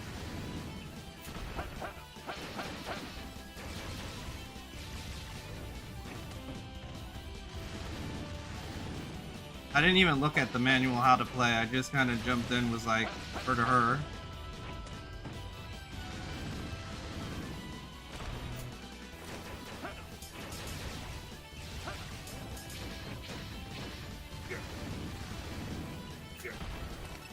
Oh, okay, that's how I...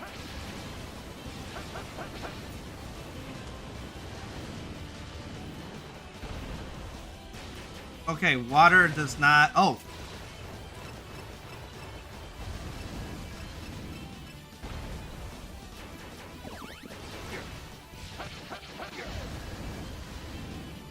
Okay.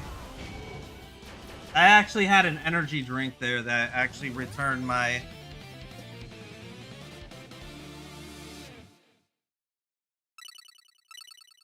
I need to... Be quick. What are my buttons? Oh, here we go. We got the manual. That's probably what I should have looked into as well. They've come from a country to the east, silently infiltrating dangerous enemy territory, coldly executing their targets. They're dark assassins who receive substantial rewards in return. However, it's not just the promise of rewards that drives them to fight these terrible battles. People's cries of grief, sadness call upon them. The righteous indignation and indomitable spirit conquers mighty enemies. When the world falls into chaos, they appear out of nowhere. Warriors with strength to subdue any evil and disappear from nothing into nothingness. People call them ninja. Oh, nice. Arcade, time attack. There we go.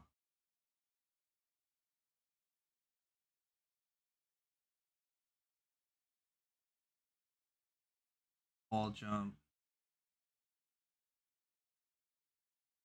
Oh, I can hover? That's nice. Shadow step. Mode change. Okay.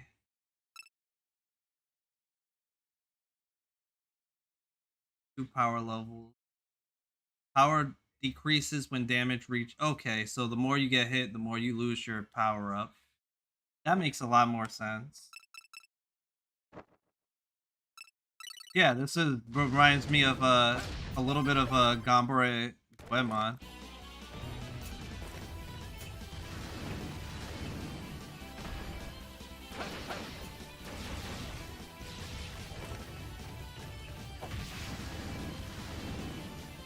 There you go.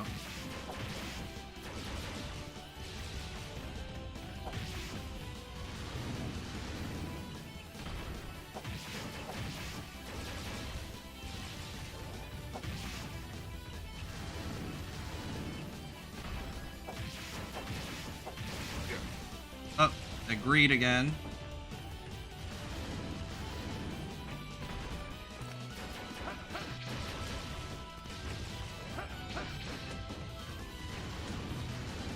Oh, I can... Okay.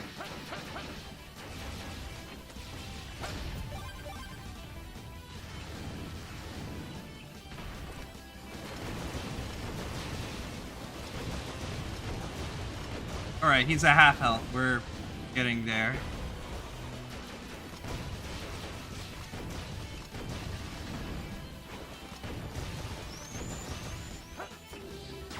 Oh, he got me.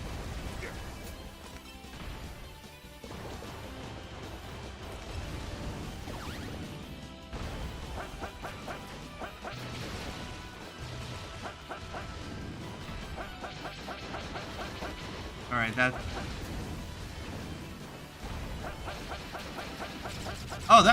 Oh, that's perfect. Okay. I will say this. The controls feel a little bit stiff, but once you get used to it, you know, you'll definitely get a feel for it.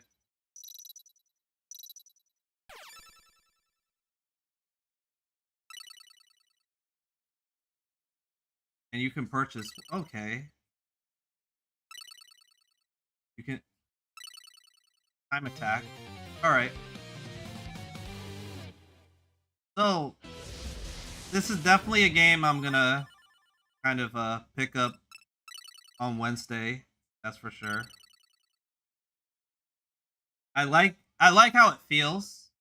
There is a little bit of a difficulty to the game, given that it's a NES, you know, it's a remaster of an NES game.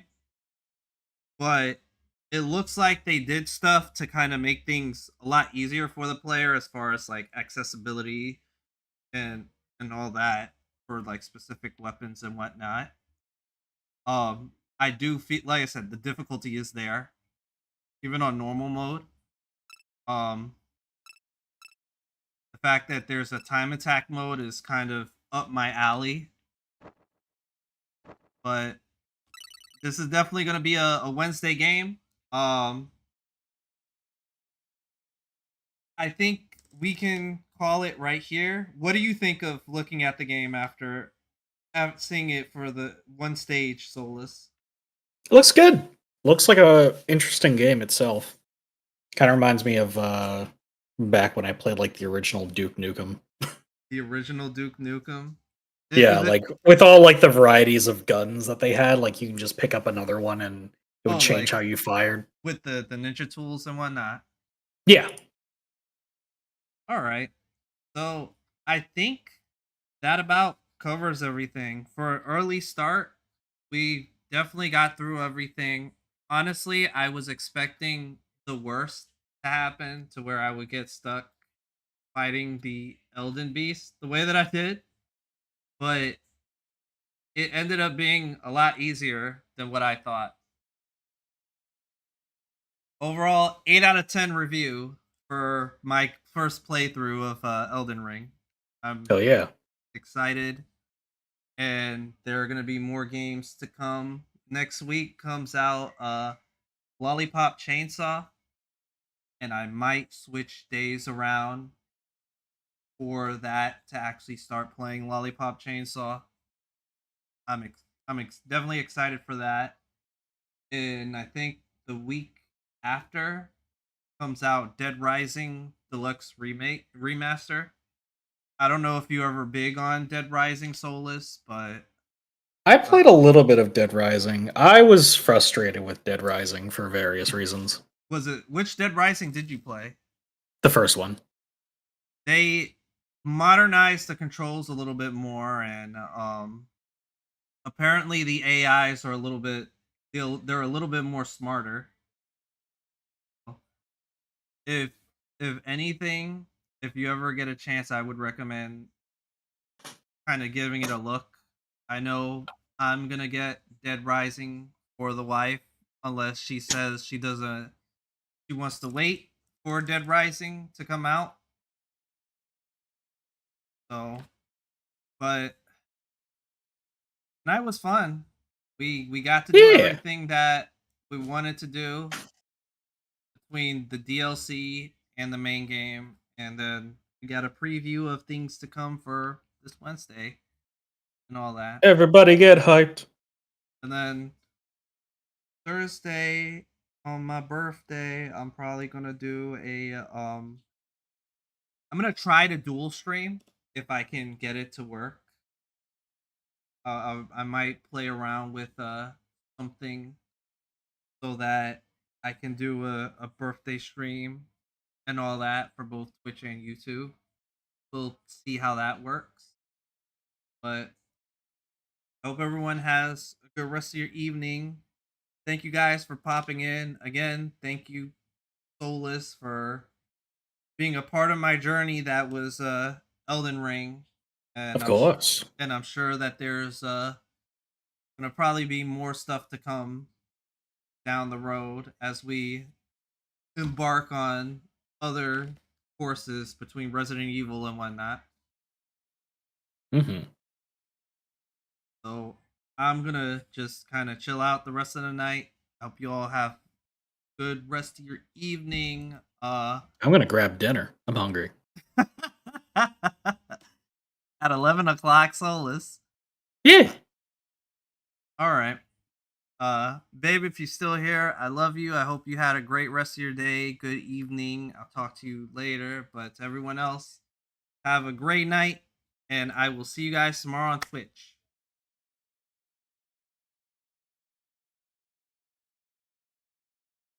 Have a good night.